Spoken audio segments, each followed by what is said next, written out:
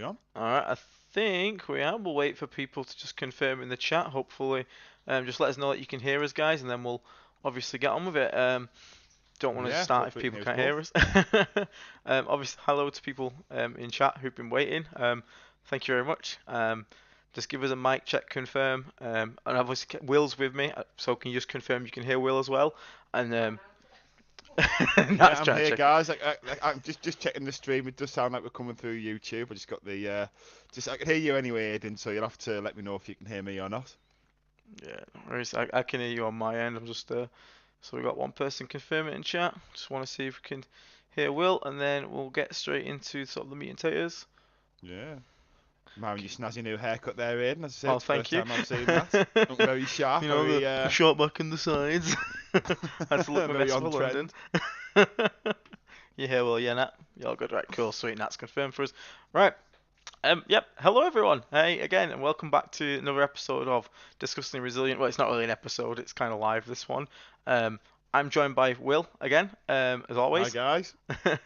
um, and yeah, we all know what we're sort of here for. We're all here to hear about the London GT, obviously, and the result in the kind of event, how it went, etc. But just before we jump into the meat and potatoes of it all, just want to sort of give a shout out to the channel. We actually hit 2,000 subscribers last week, I think it Woo! was. I know. I completely forgot. I completely missed it because my head was like just overthinking LGT. But So that's 500 counts I set up. That's what it also. oh, was I've it? been setting up Yeah. Yeah. fake Oh, emails all week. so it's you and my mum basically, isn't it? Just making a Pretty account. much, yeah, that's it. No, Eh, no, it works. It it works. was, yeah, no, genuine over 2,000 followers. So thank you very much, guys. Yeah, thank you Really to everyone appreciate the that's support. obviously showing support. Massively appreciate it. I'll find a way to celebrate it. Maybe we'll do a little giveaway or something to celebrate the 2,000 subscribers. I'm sorry it's a bit late Should I and not on point, but like I said, LGT was a bit all-consuming last week. So, but yeah, can I thank have you a very party much. popper anywhere, Aiden? Just to have a party popper on stream. Maybe that's It's like, woo. woohoo! He's got a little nurgling Job plushie done. or something to give away. We'll figure something out. But yeah, 2k points in subscribers. Yes, we'll get a list of subscribers, boys. Thank you very much to Brock Laughlin, who's just become a member. Welcome to the Plague Marines here. For anyone that doesn't know, we are now able to get members. You can click the join button below. I think it's $3 a month. Um, and that with that you basically get access to helping us decide future content. It obviously supports the stream. Which I'm probably gonna try and use the first one to get myself a second monitor because I'm doing all this on one monitor and it's a pain in the ass to constantly like tabbing out the chat, tabbing back in. But we're making it work for now. Um, another one. Thank you very much to Barry Jenkins. But yeah, all the support's massively appreciated. Do check the community tab. There is a lot of things on there talking about upcoming series, which we'll mention now. Um, Will, do you want to give a quick shout out to your series you've just started, bud? Yeah, I suppose so. Yeah, I mean, obviously, the first episode went live just before LGT. So, obviously, me and Ian are still doing the podcast together when we've got stuff to talk about.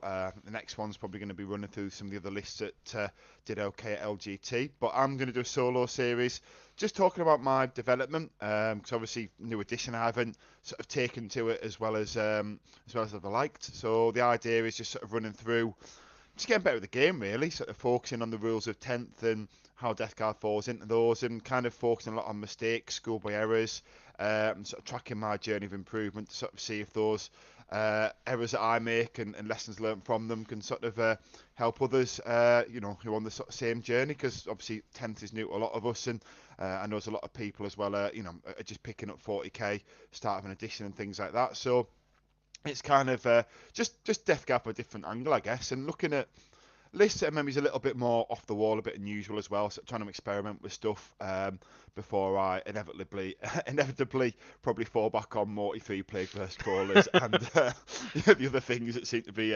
everywhere. But yeah. So that's that. But I mean, obviously, Ian, I know you've got a few sort of videos as well planned, haven't you?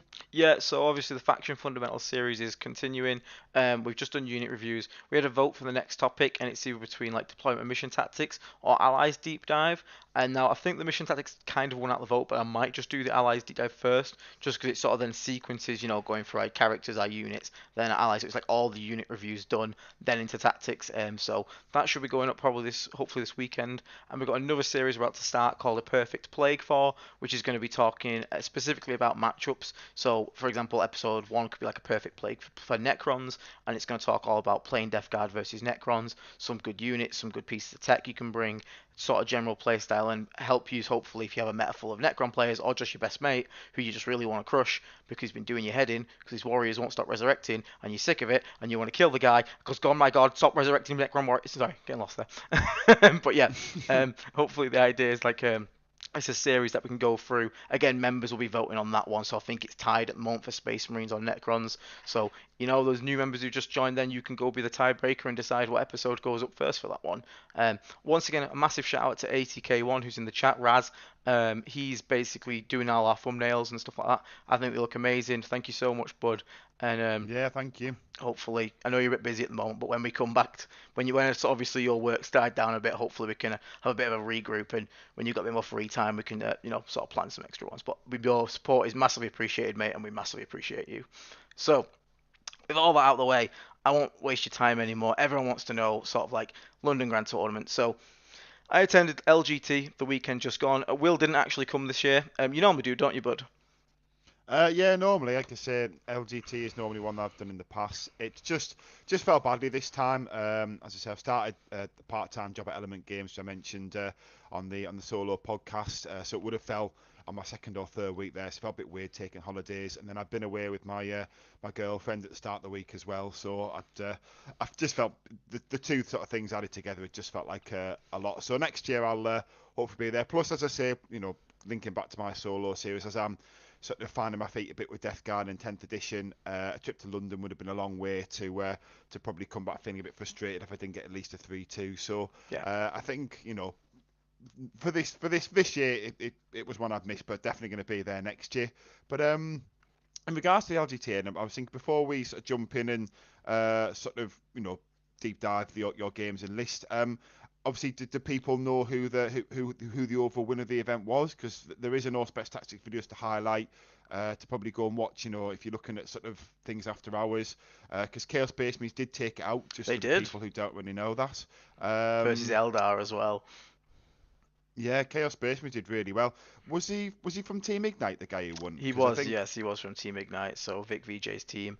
And but yeah, it was so if we talk about sort of like the sort of like overall thing at London, obviously CSM won, which is cool to see. It's not Eldar winning, so everyone was happy about that. There was a lot of Chaos Space Marines though at London GT, but one thing I will say is that while being there, I have not seen such a spread of armies. Now there are still armies that are obviously underloved and a bit too weak at the moment to really be taken.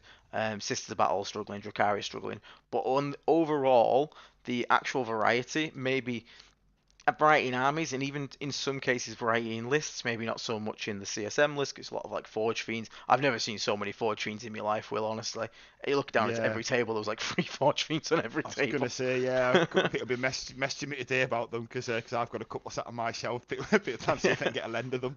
But But the team Ignite guys all took the same CSM list, didn't they? I listened to their podcast, and I think the winning list was the same one that Chris Radford ran in the semi-final, and so on and so on and so on. So it's obviously a pretty strong list if those guys have all sort of like perfected it together. yeah, so maybe we'll have to look at how we defeat CSM and start planning for that matchup. Yeah, But yeah, yeah, definitely. but it's not. It was not. It's genuinely nice to see the game not just Eldar dominated. Obviously, Eldar is still massively powerful, but there's a much more game involved between all the factions, like every faction you have, and also. When we get to my round 4, your all jaws are all gonna drop. You're about what I faced because my God, what a chat. Hey, I heard this off Ben yesterday, so I won't go any spoilers away, but I nearly fell over when he told me. I know, right? No step on no step on Sneck. Thank you for becoming a member, bud. Welcome to Plague Marine Tier. Like I said, please check out the members community channel on the YouTube to see like some of the polls you can vote on for like, upcoming content. Sam Boardman in the chat. Do we need to get Aiden a fund going to get a contactless card for the next LGT? Yep. So one thing I learned sort of about the event, LGT had a lot of vendors and a lot of food vendors outside. It had like 10 food vans this time, all different kind of food. But one problem is they all required contactless, and my card I washed in the washing machine, and its Oh, contactless mate. broke, and I didn't have cash on me. So I was Oh, basically no. robbing people's cards off them to pay for food and then transferring the money all event. So um, Oh, mate, if that's you quality. if you do go to LGT next year, or if you went this year, please bring cash or please bring a contactless card. Don't be like me. Don't be an idiot. Hi, Andre We in the just sat chat. on the. Go on, bud. Do you end up just sitting outside with a bit of cardboard written on "Please Look, feed me"? Sam Lend me your Bowman, who's card and I'll give you a tenner. Mate, Sam in the chat, Sam Bowman literally bought me like drinks like twice throughout the week. Matt also, Matt, remember to send me your bank details, but I've got to send you that tenner for that sweet and sour chicken and rice. Who's in the chat as well? Literally, I owe people money for like drinks and sweet and sour chicken. It's honestly the people lifesavers. But that's such a good community that we have. Everyone else that's in the here and in the chat, Sam Boardman, who's in the chat right now, he's actually took best in faction for Death Guard there. He pipped me out a little bit. We both went 4-1 in the end, but his strength of schedule, because in this event, because there's so many people, there's a good chance you can punch kittens the entire way through. You basically, they didn't base it off battle points, so it was your win, your loss, and then the win-loss ratio of the opponents you face. So all of Oh, so my it's when you opponents, took the loss, was it? Is that it's not how when they you did it took the this loss, year? it's how your opponents did afterwards. So all my opponents, after checked afterwards, all went 3-2 in the end, whereas Sam's, I think one of them went 4-1. Therefore, technically, Sam had a harder time matchup because he had, on average, more difficult opponents. Therefore, he placed up. It was weird because like after round 5, all the placings went up, but it was still like going up and down, up and down, up and down because the people who were in the shadow round would then win and lose, and that could like mess with your Ah, ratings that would. because Yeah, yeah. but yeah, massive, massive grats to Sam on taking Best in Faction. But I'm taking this because at Leeds, when Sam was playing his Chaos Knights, I was talking to him about Death Guard, and he said to me at LGT, and these were your words, Sam, I got you into Death Guard, so I'm taking that. But it's like Obi-Wan and Anakin. I'm taking it. Now he's become the nemesis. Now I'm going to try and beat him. But no, honestly, it was great. It was like such a massive event. 762 players. Overall, I managed to get 4-1 record and finish 66th place. So out of 762 players to get 66, I am more than happy with that. We can pull it up. I'll pull it up now on the thing so we can see all the placings. So there we go. There's my dumbass. There's my win-loss record. So as you can see, 4-1, 90 win, 93 win, and 84 loss, which I am happy with. To lose at 84 is not getting crushed, didn't get stomped. Um, but it was good. It was a really close game, really hard game. Then I got a 100 win and another 92 win. So in the end, 4-1.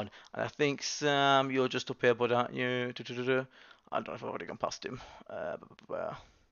Sam Bowman, I don't know where you are. I'll just tell you. You know what? This is why we kept search. I cannot find you. You don't exist, bud. Sorry. Oh, they deleted you from the game, and that's sad. Um, but yeah, he did take above me. So you up here? Apparently you've been removed, bud. You've been banned. Clearly you were cheating, Sam. Clearly. Jumping the um, meta teamwork, that's what it is. um, Devon Cambodoto, thank you very much for becoming a member, bud. Massively appreciate the support, mate. Again, check the community page for polls on upcoming content that you can vote on, etc. Thank you very much for the support. Send you a lovely picture of the award, please do. So what we'll do is we'll go through my list first, so you can all see what I ended up taking in the end, and then we'll go through the game by game. It was a cool event though. London in general is probably not the place for me. It is lot a lot of people. It's a very busy place and it's a very expensive place. So maybe I'll go again next year because the event was cool, the event was worth it, but like 110 quid train ticket stung. I stung a little bit. Yeah, you've got to book in advance if you're going to do London and Yeah, not spend a definitely. fortune. The accommodation as well, that's the other thing that Yeah, really kills you if you don't have someone local to stay with. definitely. Anyway, so this is the list I ended up taking. So I actually ended up falling back sort of on my Leeds list with a couple of changes because I'm not getting to play too much at the moment. It's usually once every 2 weeks maximum. People think like I play like every day, but I really don't. It's like once, like I said, it's once every 2 weeks on a Monday at Fanboy. If possible, our club, Manchester Hive Wargaming at max really. So for me, basically, it was better for me to rather than change my list entirely and take something that's potentially stronger. That it was better for me to stick with something that I knew and just make a couple changes and additions to it to hopefully improve it. I think overall it paid off. It did have some weaknesses, which we'll talk about, mainly when we come to that round 3 matchup. But overall, it did perform quite happily and quite happy with it how it went. And one of the cool things is that all of the four Death Guard lists went 4-1. Myself, Sam, and two others. And they are all very different. There's no actual the same. Like, don't get me wrong, there's elements that are the same, like Plagueburst Calls and Morty. But I know Sam, for example, took a Land Raider in his. He really enjoyed it. He also took a Rhino with just foul Blight Spawns in it. Did really well for him. We had another guy take Rhino Rush style. Another guy take a more Demon Engine focus style. And obviously my sort of toolboxy style. So that's a really good sign for where the army's at.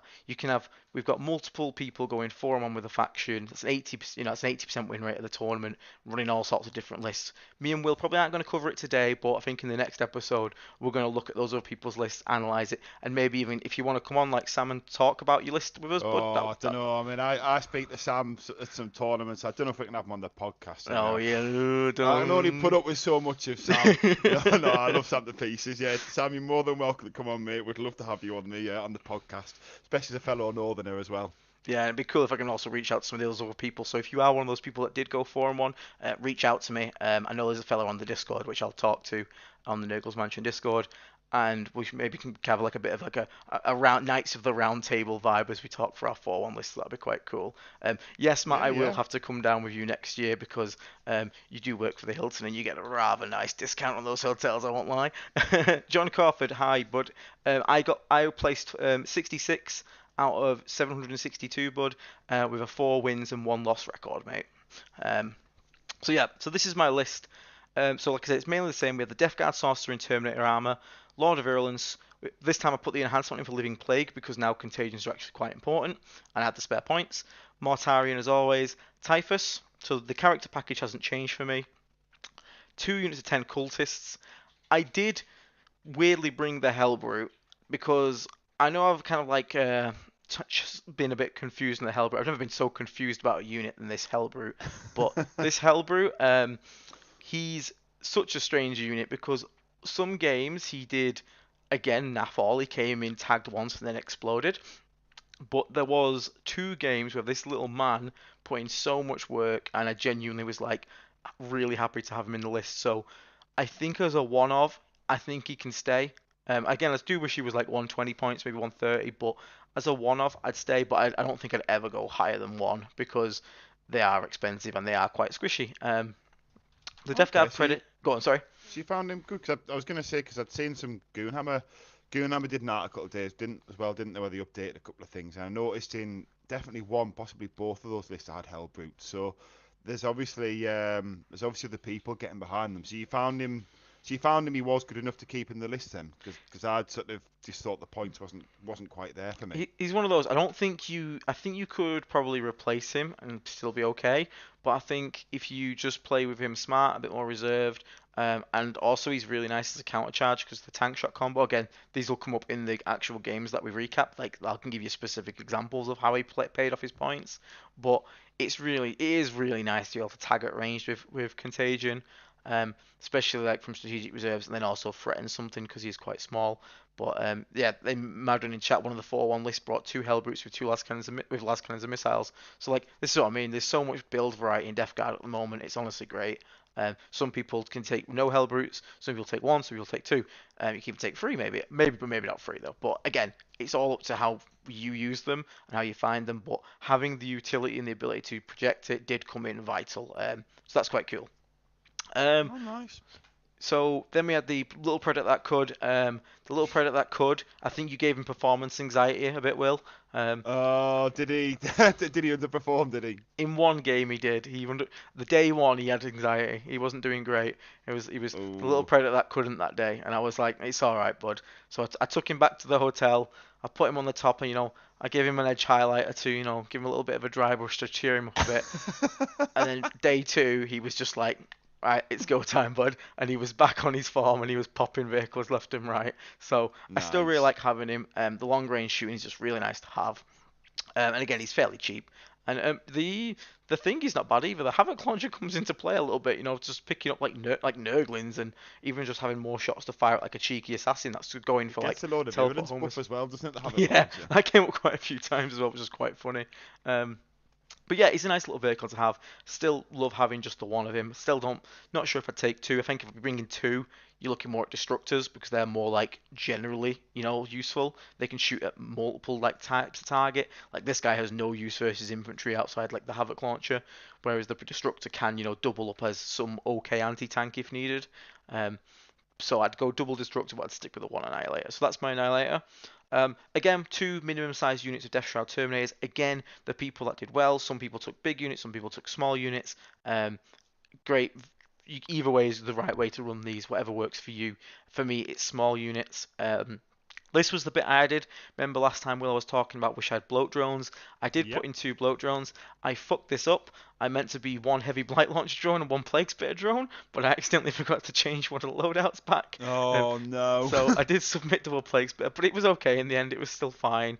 I love these. I am so glad I brought these. The speed these guys add to your list, being able to move up, spread that contagion, and they're quite tough to kill. It exactly worked out how I thought it would in my head.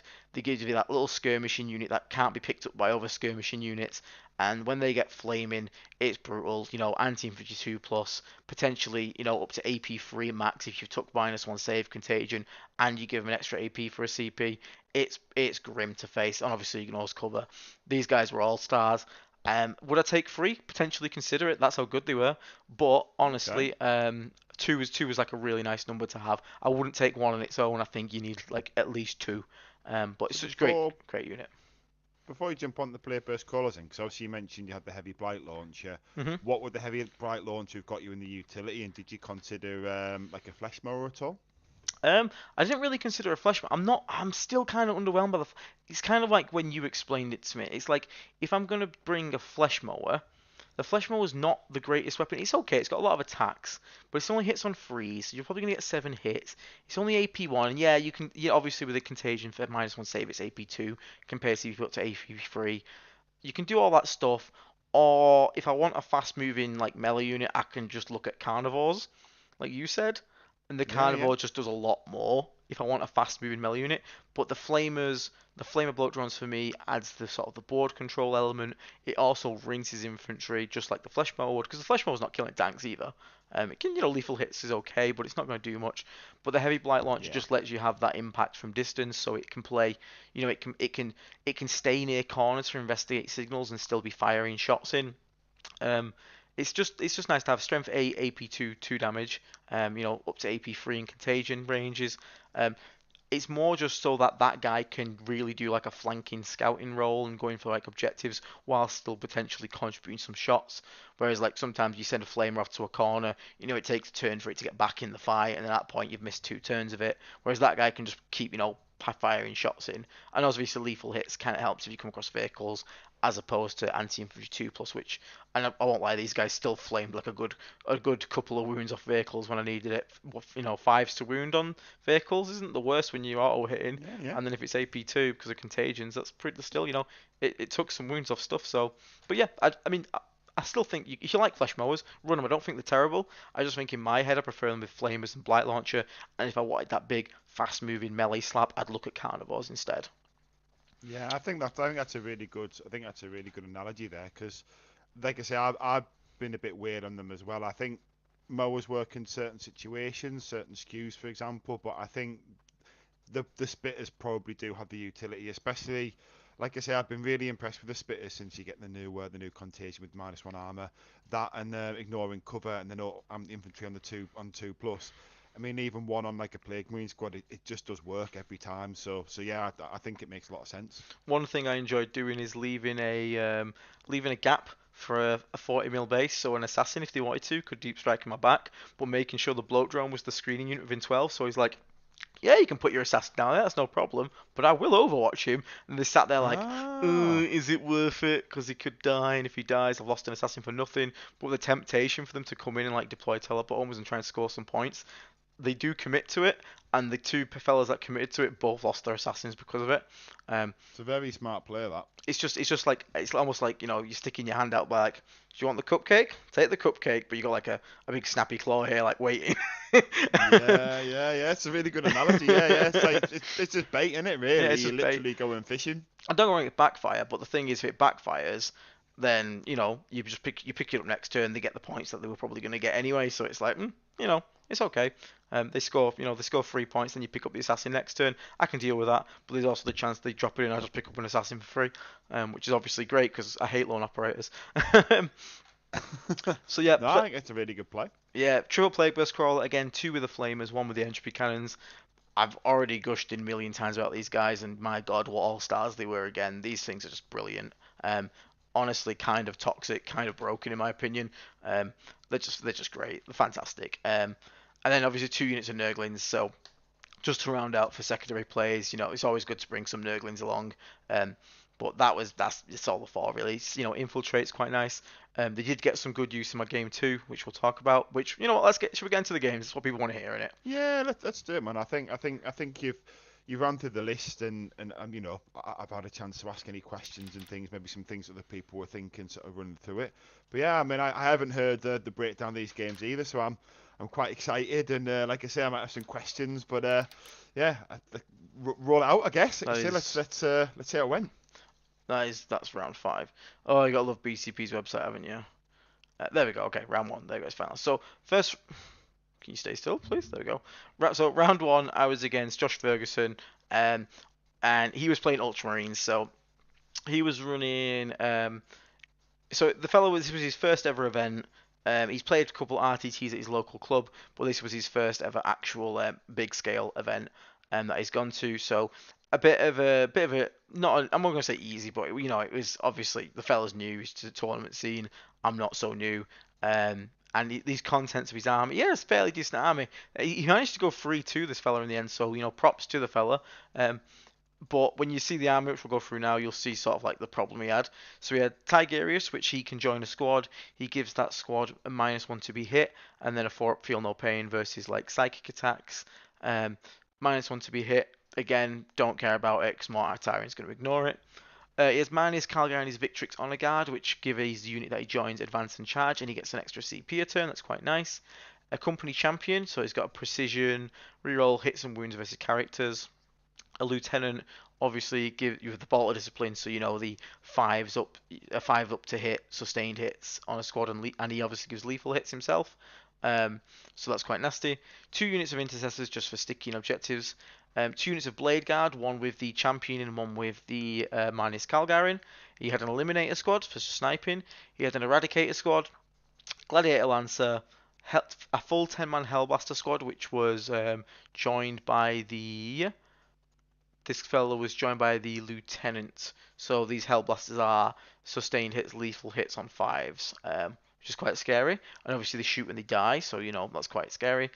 Predator Annihilator, so we had a little Predator that cut off. He had one eye on. Okay. Yeah. Redemptor, honestly, Redemptors right now are insanely good. They're so powerful. Redemptors are, if anyone's facing Redemptors at the moment, Redemptors plus Armor of Contempt, obviously we can ignore it, thank God for Mortarion, but they are hell of a unit and they're very powerful. And with the Marine Corps coming out, I'm expecting we're going to start seeing Iron Hands Detachment 1 with triple Redemptor because they are awful. Lancer, as Matt's pointed out, Lancers are still awful. They're still such good ranged anti-tank. They hit super hard, and yeah, don't get shot by Lancers if you don't got it. They really, really hurt. It's like D6 plus 4 damage or something like that. It's like, oh, yeah, it's like his last game of the LGT he played versus 3 of them. That's especially since Matt plays Knights, that's not what you want to see, 3 Lancers. He had a full 10-man brick of Stern Guard veterans. These were joined by Tigerius to give them -1 to be hit. And I think he also gives them sustained hits 1. And then he had a Vindicare Assassin to round it out. So already we can notice a problem. He has a full 10-man brick of Sternguard, a full 10-man brick of Hellblasters, and he doesn't have any transports of any kind. So A let me lot have a of look. infantry. And a lot of infantry, yeah. So he has a couple of vehicles, but I want to see if he's got the. Where can I get the pack from? Is it this one, our events? I just want to Are see you trying to get the LGT pack? Yeah, I just want to see the terrain pack so people can see like the map that we're on for the first one. If you search UKTC in Google, followed by 40k, You can see. and then it's on there. There we go. Thank you. Yeah, you got it. So first mission was Dawn of War deployment. So here we go. So obviously longboard deployment. It's Scorched Earth, so it's the mission where you can burn objectives. And this is probably the most sparse board we're going to play on. So the Lancer, the Predator has like good line of sights. I do have a picture of this. I just sent it to Discord. I don't think I have it on my PC, but it felt very open, very like these lines of sight on the right and the left here were genuinely massive. So it's quite scary, but it's like I said, it's one way you can burn the objectives. So you start it in your turn. If you survive to the next command phase and you still control it, the objective is removed and you score points. Bonus points if you can burn the opponent's deployment one. So I ask him. So obviously pre-game we declare reserves, and I'm expecting him honestly to put something like the Hellblasters in strategic reserves. To obviously keep them safe from indirect. However, he doesn't. He doesn't put anything in reserves. So I'm already thinking, oh, okay, he's made a mistake there. And he knew it after the game. He even admitted to it. He's like, yeah, I should have strategic reserved them. So basically, both Hellblasters and the Sternguard, the 10-man bricks, were on the board. So if I'm obviously the bottom side of the map here, he's the top side. He had his Hellblasters in this big L behind here on the left. He had his Sternguard on the small L on the right. He had his Lancer in the middle behind this L. His Predator on the left, hiding behind the larger L. On his right, he had his Dreadnought with him and his Eradicators, and he had a unit of Blade Guard in both the centre with Marneus Calgar, and on the right with the Blade Champion. So basically, and intercessors were just in this L and there, and his snipers were up on the top of this building. I deployed my cultists into the small L with a bloat drone behind it. My plan was if I get first turn, I can then scout, move, advance, just get in this L, sit in there, get the bloat drone to advance round and just sit with them, give them support, and they were basically just going to sit there. And if he didn't start to push me, I was going to start to burn the objective to force him to come out and push me, because I'm okay for him to push and lose cultists if my bloat drone can then contagion range the opponent. I did take the -1 save contagion in this game because, as we saw, we had a lot of free up armor save Space Marines with no invulnerables. So being able to -1 save them and then hit them with Plague Burst mortars, which can ignore cover, etc., is going to cause a lot of damage. So that was the idea, that the Hellblasters, we can draw them out, we can touch them in contagion range, the mortals can pick them up. I had my Predator in the middle L, basically just ready to sort of, if he brings out his Lancer or his Predator, I can just react and fire at it, just to keep them humble on these firing lanes. I had Mortarion and the Free Plague Scrolls chilling all around this big L on my right side. So a bit out of the fight, nothing really was threatening the centre. I had some Nurglings in the centre L with the infiltrate, just in case I got turn 1 area denial or teleport homers, which I think I actually got both. I do actually have this one on my phone if I can find the damn thing. I do have. I don't know where I put my phone. I can't find it. But yeah, I remember I got turn 1 area denial and to play teleport homers, so that was a free like 10 points straight there, which is quite nice. But that's why we put the Nurglings there. Always make sure you have a unit that can get a turn 1 area denial, and Nurglings, 1 unit in deep strike, 1 unit on the board if it infiltrates, fantastic for that. So I got first turn, and I did basically what I said. I advanced some cultists up to here, bloat drone behind it. I also scout moved and advanced my other cultists out onto this point. Now on the right side, they were 100% going to die, but I was okay with that. All I wanted him to do was to expose a unit to deal with it. So as long as he did that, the cultist can die. I'll still hold this one on the left unless he commits to it, in which case that's what I wanted. And I'm not going to play for the centre because I don't want to get shot by all these units, because imagine if I take the centre, I'm going to be shot from a Redemptor and Sternguard on my right, through this firing lane, the Lancer can pop out, shoot anything, the Predator can pop out, and the Hellblast. Like, basically every single gun's going to be looking on that middle point, so we don't want to be doing that. So, let me have a quick drink. Death Shroud are all in reserves. The Hellbrutes in reserves. and a unit of Nurglings is also in Deep Strike, and the Sorcerer Lord's in Deep Strike as well. So I move out, do little things. I start mortaring straight away. I start mortaring into the Stern Guard squad. I think I pick up 4 of them turn 1. So this is before any contagions are on them, any bonuses. So just hitting on 3s, wounded on 2s, and he's getting a 3-up save. I pick up 4 or 5 of them. Quite happy with that. It's decent. Bit of chip damage, but really we're looking at that turn 2. So in his turn 1, he does do what I thought. He brings out 5 intercessors onto this point on the left. He asked me my OC. I'm 10, he's 10, because I have Armor Cultist on it behind this wall. He's got his 5 intercessors on it, so both evening out. So then he brings his Hellblasters out to obviously put an extra body on it, and that's kind of like the big mistake he's going to make here. So he brings his Hellblasters, he takes that point. He can't shoot anything there though, because it's all hidden behind the building. His Lancer and his Predator stay still, and on his right side, his Redemptor and his Stern Guard all swing round, and his Eradicators move forward. He also moves and advances his unit of Blade Guard to behind his L on the right. So behind this L here, we have what do we have? We have a unit of Blade Guard with a champion, 3 Eradicators, and then to the right of it we have 6 remaining Stern Guard, Tigerius, and a Redemptor Dreadnought. Now I also have a Bloat Drone just on the very corner of my big L here, ready to sort of move out, potentially get an advance and get some contagion range next turn because he'll have 6 inches. He shoots away on my cultist on this point here, as to be expected. Nothing else really happens. He gets this point here. He can't shoot anything. He charges the cultist with an intercessor because he had to advance the Hellblasters. He does get it. He kills like a couple of them, but not many because he can only get a couple guys through the wall, just from how the distance he had to pile in and whatnot. And then that was basically it for turn 1. Like it was quite calm. Oh, and Marneus Calgar and his Blade Guard went into his middle L here. So I've got Nurglings there, and he's got Marneus Calgar. So comes back to my turn. 6-inch contagion range kicks in. I roll and advance my Bloat Drone. It gets a 6, so he comes out to the side and goes as far forward onto the objective I can. And I managed to tag the Blade Guard squad and the Eradicator squad in contagion range.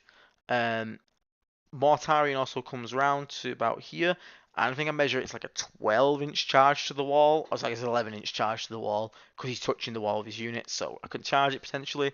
I wasn't planning on charging it, but if I can make it, I'll make it. All Plague Burst mortars are still in the aura, but what really matters on the left side is my Bloat Drone moved up as we said. Contagion range is now on the Hellblasters, so they're -1 save. And this is the turn where basically all 3 Plague Burst mortars fire every single mortar they've got. I even give one of them an additional 1 AP. We Boil Blight the unit instead, so all the Plague Burst mortars can hit on 2s.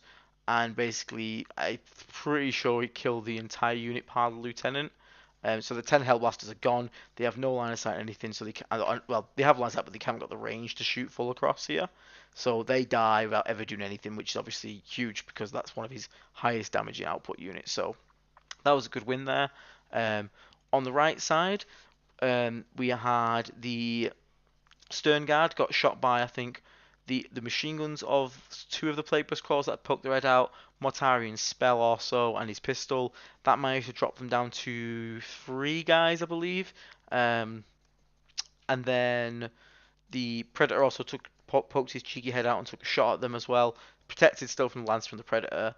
Redemptor we didn't touch. So now we've got Morty out a bit. We've not secured this left side because we have 2 cultists left, a Bloat Drone, and he's still got 5 intercessors on there that are in combat, which we fell back from. The Bloat Drone sprays them, obviously, takes them down to just the Sergeant left with the Thunderhammer, so quite nice on that one there. Managed to get quite lucky. So we're basically securing the left here. The left is pretty secure at this point because we have the OC on it, all his Hellblasters are gone. The right, he's took a massive hit because we've managed to... Oh, the Sorcerer Lord actually managed to drop in. He left a gap somewhere. I think it was, I managed to make Sorcerer Lord right on the edge here, and he could get line of sight to his Eradicators, which are about here. Popped the 3 damage spell. Was within range of Mortarion as well. Rolled the 8 shots, hit like 6 of them, wounded all of them, with freeze to wound rerolling. And because they're a flat 3 damage into Eradicators, which are perfectly free wounds at AP2, he failed enough saves that he just basically picked up all the Eradicators. So that was obviously a nice win. With the Eradicators all dead, I was then quite happy to commit Mortarion. So that 11-inch charge, well, yeah, we'll roll it. We'll see what happens. I roll a Blue 12. So Mortarion makes charge into the Blade Guard on the point. So now we've got Morty on the point as well. He collapsed most. I think he kills all but one of the Blade Guard and the Lieutenant. Oh, he kills all 3 Blade Guards. It's just the Champion left. Champion doesn't do anything back to Mortarion. Needing 6s to wound is 6s. So at this point, he's under quite a lot of pressure. He's got Redemptor on the right, like 2 or 3 Stern Guard and the Tigerius, the Champion only. Calgar and his retinue are in the middle, however, so that's quite scary. And his left side has lost all its Hellblasters. So in his turn, he starts to bring out the tanks to try and get line of sights on Mortari and whatnot. Calgar and his crew charge from his big L into my small L here. They're going for the charge, so what I do is I rapid ingress, 6 on the Hellbrute down here, so that in my turn I can go and basically counter charge that. Now, I did a bit of a blunder, Will. I did a bit of a stupid. Remember I said tell me about this. that the Lancer and the Predator that were up here. Uh-huh. I was measuring movement and line of sights massively to these guys up here to make sure that my rapid ingress Hellbrute, which came on about here to the right of my L, couldn't get shot. And I spent a good couple minutes measuring it, just making sure, I can't get shot. That's cool. The angle's quite tight. Okay, we're happy with that. So I put him down, and then I completely forgot about the Redemptor Dreadnought that was sat right here. Which then shot him. But it's only a plasma gun though, isn't it? So it's winning you on 5. So I suppose as much as it's an error in the sense that it can hurt you in a hand of line, it wasn't. The odds are still in your favour, aren't they? Assuming it's on full bracket. Yeah, and assuming you're on full bracket, I mean. Unfortunately, it got 2 shots through, so it drops him down to 2 wounds, which was not great. But he's still alive. That's all I care about. He shot his Lancer at Morty, but Morty managed to bounce it on the forward pinball, which was quite nice. On the left side, his Intercessor Sergeant just tried to charge and kill the cultists to get rid of them. Thunderhammer whiffed completely, forced to hit just isn't it. So Cultist then slapped him back and actually took a wound off him, which was quite funny. So that was quite nice. Honestly, not much damage was dealt this turn to me. His Sniper actually popped my Sorcerer Lord, but at this point he's already done his once per game trick. So, I'm happy with that. At that point, he's traded 70 points for 85, plus it was Eradicators, which were a huge threat to Morty. So I'm happy for him to die, I don't care. So you can kind of see the writing on the wall at this point. Redemptor comes over, charges into Morty. He does have oaths on him, and he manages. He shot the Hellbrute, but then he charged Morty. He did do a tank shock, did a couple mortal wounds to Morty. Feel no pain, 3 of the 6, I think, of them. So he took 3 damage. Nice. He then swung 5 attacks on the Redemptor, hitting on 3s, wounded Morty on 3s. I think he got 3 through, managed to pass 2 on the Invuln, took 1, feel no pain to 1 of the damage, so he only ended up taking 2 damage or something like that. Morty then swung back. He's AP4 at this range because AP3 naturally plus the contagion. Paid a CP to make it AP5 just so the dude didn't get a save at all. Went clean through, bang, blew completely straight up. So obviously that was at this point game's we're almost good to call it because I've still got the 2 Death Shroud in reserves. He's got left his Lancer and his Predator. His Lancer's now exposed, so my Predator's going to answer that. I've got all my Plague Burst Crawlers still kicking. And at this point, we play it through. My Hellbrute goes to move to charge Calgar. He gets overwatched by the Lancer because it's now within vision. I was like, it's only 2 shots. What are the odds? He rolls a bloody 6, doesn't he? So the Hellbrute explodes. So again, I was like, yay, Hellbrute. So this again, I was pretty down the Hellbrute. I don't know. I mean, just to interject on the Hellbrute there, it does sound like from what you've said, as much as I get why you're down him because he didn't do much, but it sounds like he maybe soaked up some bullets that could have gone elsewhere. That Overwatch could have gone into Morty or something else, perhaps. I don't know if he sort of overachieved in that sense. Maybe it was a bit of a distraction Carnifex unit. Possibly, yeah. Again, okay, I suppose if you look at it that way, yeah, it's better for him to shoot the Hellbrute. But I was really hoping to get that Hellbrute tank shock off on Marnius Calgar and his crew for 9 mortals potentially. But fair, yeah. But basically, I also this turn I brought in Typhus in the back corner. Because I think I got investigate signals. So he sat in the corner, did the signals, shot his psychic power at the sniper assassin, killed him. Because remember, the psychic power is not shooting attacks, so you can still do it while actioning. So they died.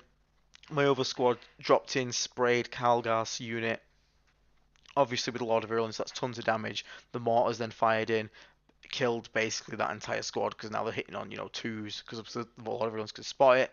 He's got the enhancement, so it's turn 3, so they're it's 12-inch aura, so he can do it from deep strike to catch him with the contagion. So they all get mortared off. The bloat drone picks up that last intercessor sergeant. So at this point, all he's got left is and the predator pops out, shoots his lancer, and drops it to 4 wounds, but doesn't manage to one-shot it. But that's okay. Bless you, little predator. You tried your best. That was a pretty good shot. I think in the end, the next turn we just mortar it off or something like that. We just talk it through at that point because, like I said, all he's got left, he's got a predator on the left here that's moved down, which shoots Mortarion, doesn't do anything in his turn because it whiffs 2 of the wounds even with a reroll. He had a really bad turn for shooting with his predator. Made mine look great.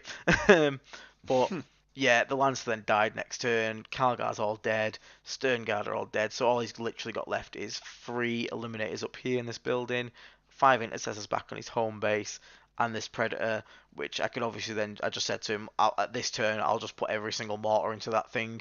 Every single gun I've got, more than likely we'll pick it up. Because we got a bloat drone there as well to spray it and then charge it.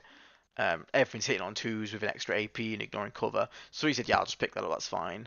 And at that point, we basically just sort of like, we both just scored it through. I just drew my next turn's card, see if I could have scored them. And yeah, that basically ended up being a fairly comfortable win. But the fellow was lovely. Obviously, we talked afterwards about the things he could have done differently.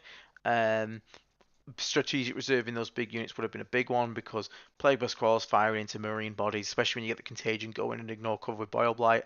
I'm sure you've done it, Will, where you've been against these kind of units. They just pick them up, don't they? It's a marine killer. Yeah. I mean, this is the thing. We don't Death Guard don't struggle to kill infantry, as long as you've built for it, of course. As long as you've took spitters and things like that. But yeah, that's one thing that you wouldn't see across the table is marine bodies. It's when there's armor and things. That's when Death Guards sort of start to. It's when the bumhole starts to twitch a little bit, shall we say? Just a bit. Yeah, Jack in chat is saying, we talk about how helpful the round 1 cherry. Yeah, he came over at round 1. He's from the Nurgle Discord. He hunted me down and he gave me a very cold can of cherry aid, which I was massively appreciated for. So, unfortunately, this round 1, not only was he victim of me, he was victim of cherry aid powered me, which, as we all know, is absolutely unstoppable. Can't lose ever. Where were you in round 3, Jack? I could have done with another can. John L259 went 5-0 this past weekend at an event with Death Guard. Well played, dude. Excellent. Awesome. Send us your list on. If you're on Facebook, mate, send me your list. That'd be really cool to have a look at. And also let us know the name of the events. But really well played, mate. Really well played. Okay, bloody hell, Filthy Casual with a $20 donation. Bloody hell, thank you very much. Here is my stats for Typhus and Poxfocus in my Escalation League. 4 of 7 rolled a 1. Hurt him. Oh, man. Oh, that's so bad, dude. Yeah, it does really suck when you do roll a 1 on Typhus' ability. Again, when we get to my round 3 opponent, someone else, you're not alone in that curse with those abilities. My round 3 opponent was also cursed with rolling 1s on those very important abilities, as we'll get to that. But thank you very much for the donation, mate. Massively appreciated. And I hope your luck with your Typhus rolls improves over time, mate. That's it, yeah. Oh, thank you very much, man. And yeah, Typhus is one of those weird ones, and he's a beat stick for the best part, but when he does hit and miss or flop, it makes it a little bit harder to swallow. Yeah. So round 1, fairly comfortable win. Cherry Aid infused. We're feeling pretty good. Obviously, then you get the nerve-wracking time of waiting through the entirety of the lunch break, and especially because we finished fairly early. Again, the fellow was lovely, and he managed to go on and end up 3-2 at his first big event, so well played to him in the end. But yeah, round 2, we actually drew into a very fun match, which is World Eaters. Oh, nice. So, I was late about Cyclic Ion Blasters round 3. Yeah, Cyclics are not fun. Tower gross, man. Like crisis suits. I'm very lucky. I managed to dodge Tau whole event, so thank Christ. You took all the Tau for me. You did me a service, bud. Thank you. You and Matt. So yeah, round 2 against World Eaters, and World Eaters are an interesting matchup, and the thing is, he showed me his list, so he's got Angron, Khan the Betrayer, Angron's always there, Lord Invocatus, which gives 2 of his units, so he joins a unit, he has Scout himself, and then he can pick 2 extra units and give them Scout 6 at the start of the game. He has a Demon Prince with wings, which is a really funny rule. He picks one of my units at the start of the game, and he basically gets permanent full rerolls against that unit. But if that unit's alive at the end of the game, his Demon Prince just dies. He just like explodes, which is quite funny. Yeah. I didn't know that one. Yeah, it's weird. A Lord on Juggernaut with a Favourite of Khorne, which lets him reroll his dice whenever he wants for his blood test. My god, those blood dice, if he rolls a 666 and he resurrects Angron, that is the most tight, squeaky bum hole moment of the game. You think it's in the bag, and then he's like, oh, if I roll 666, Angron comes back, and you're like, wait, what? So you look at his dice like, please don't, please don't, please don't, please don't. I agree, Brock. I think we have a bit of an advantage into World Eaters as well, Mr. Brock. But then he had 2 units of Jackals, he had 2 huge full-size units of Khorne Berserkers, so you can guess which units are getting scouted this game. 2 small units of Khorne Berserkers, a unit of 8-bound, and a unit of Exalted 8-bound. So, anyone that goes against World Eaters knows it's massively about the pressure they put on you, and this was the board we were put on. So, diagonal deployment, Purge the foe, so it's all about kills, and then it's the one where you got to kill one, kill more, hold one, hold more. Sorry, the pooch is behind me. Yeah, I actually played this last night and got a bit caught out by it. I didn't realise about the kill more, so it kind of skews it a little bit more than what you expect, and the hold more as well is it can catch you out if you're not careful with it. Yeah, so obviously it's not the biggest of gaps between us. So with the scout move and potentially him getting first turn, it was quite a scary deployment. Now, however, we employ a trick here. So what we do is this game, I said to him, normally I'd be like 1 unit of Nurglings on the board, 1 unit of Nurglings in Deep Strike. In this game, both of them are on the board because we need them on the board, and we'll get into why in a second. Cultists are all starting on the board because we're going to need those screens in case he gets first turn. Matty Wheels, in the RTC on Friday that happened to me, turn 5 he came back. Yeah, it does suck. If Angron comes back, it can just flip a game on its head. So this was an interesting one. We really had to think about where we're deploying. So obviously we put Morty in the PBCs. We put him actually down the bottom side here. So we're on the left in this instance. So we put him down behind this big L here. Again, we don't have to worry about his shooting. He's World Eaters, he has no shooting. We had our Predator sit at the back here. So basically the Predator could move upwards and get this angle here if Angron came down that way. Or move down and get this angle here if Angron came down this way. I had a bloat drone in the very top corner. Again, basically what I wanted to do is I wanted to keep my unit spread. So if he went for a unit, he couldn't charge it, kill it, and then be next turn in range to just charge something else. The idea was that we can charge someone if he charges a unit and he kills it, then he's basically going to spend the next turn just having a movement phase and nothing else. So that's why we're trying to spread out all over the board, because I actually have more units than him as well, because I'm going MSU. I want to pull him in different areas, also keeps him away from Angron, so he's not all going to be benefiting from full rerolls to hit. If he wants to walk around in one big death ball, he's only going to kill 5 units in the game if I keep him spread out. Obviously, the exception to this is Mortarion and the Death Ball, so all my cultists were completely used down at the bottom to screen that out.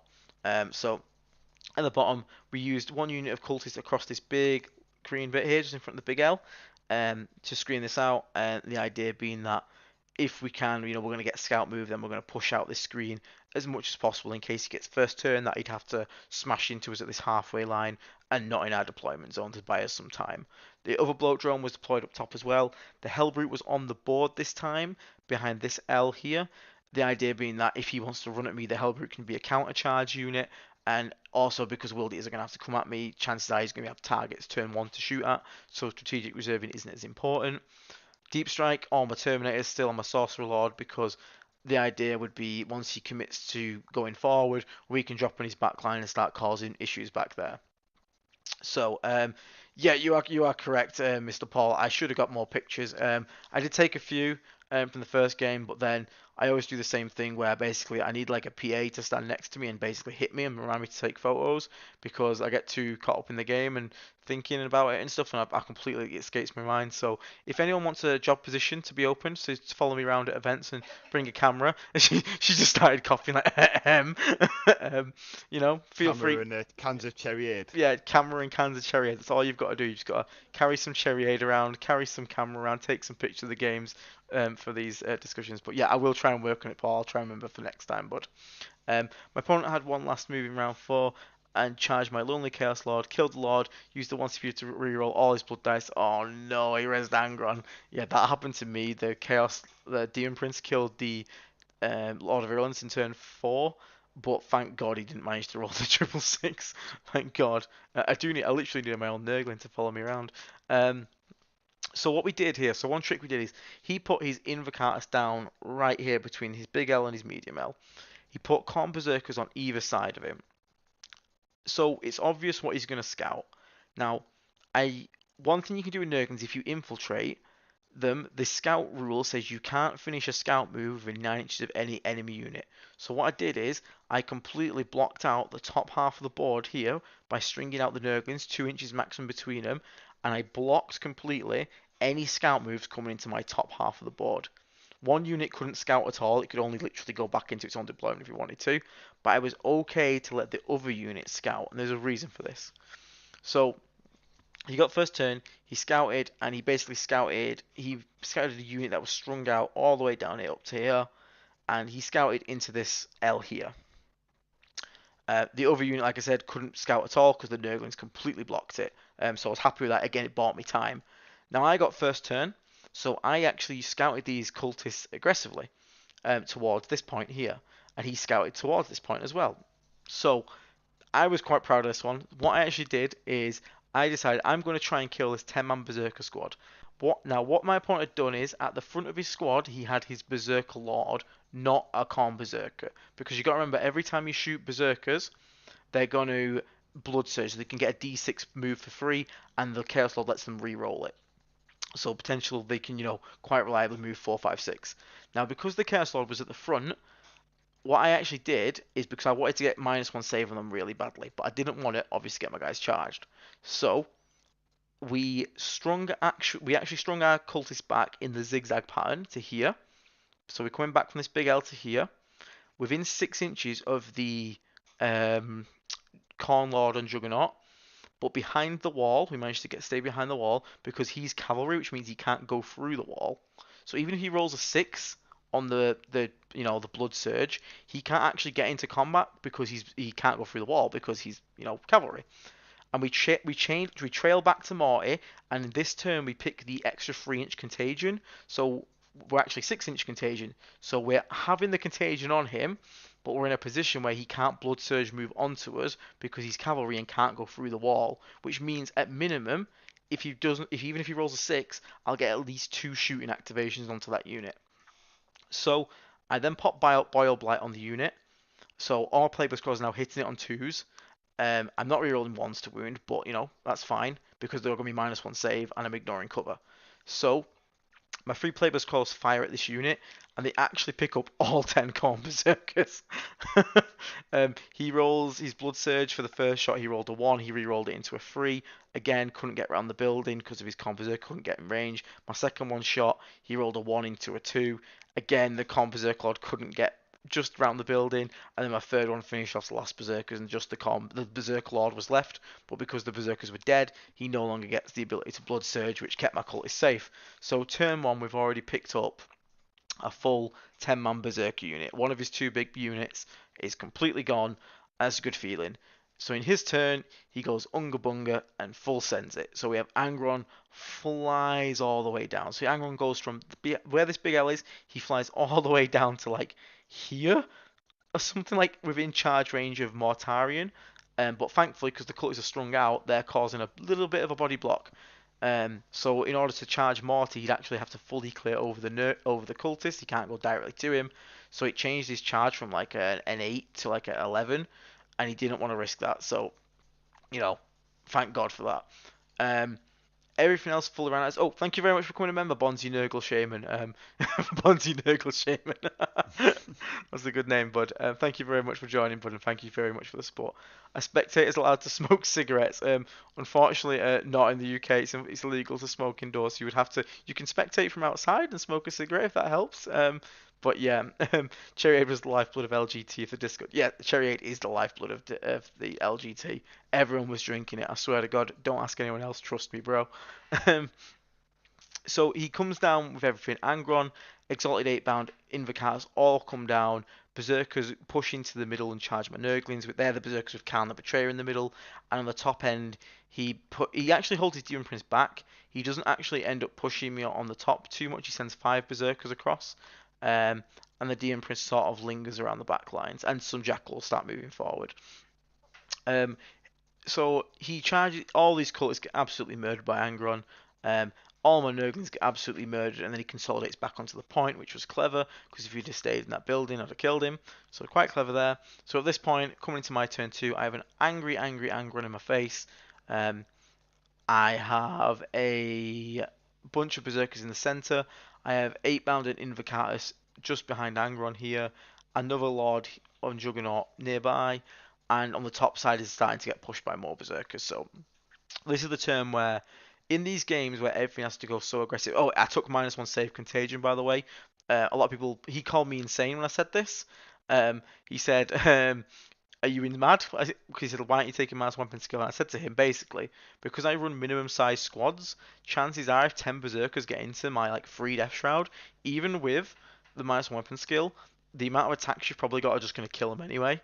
So it's more beneficial for me to just try and kill you quicker, if that makes sense, man.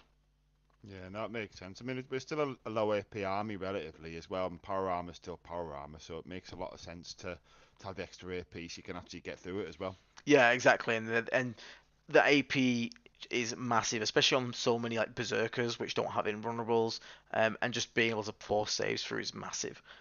So we decide to drop everything in. It has to be the go turn. The Sorcerer Lord drops in with line of sight onto those Exalted 8-bound.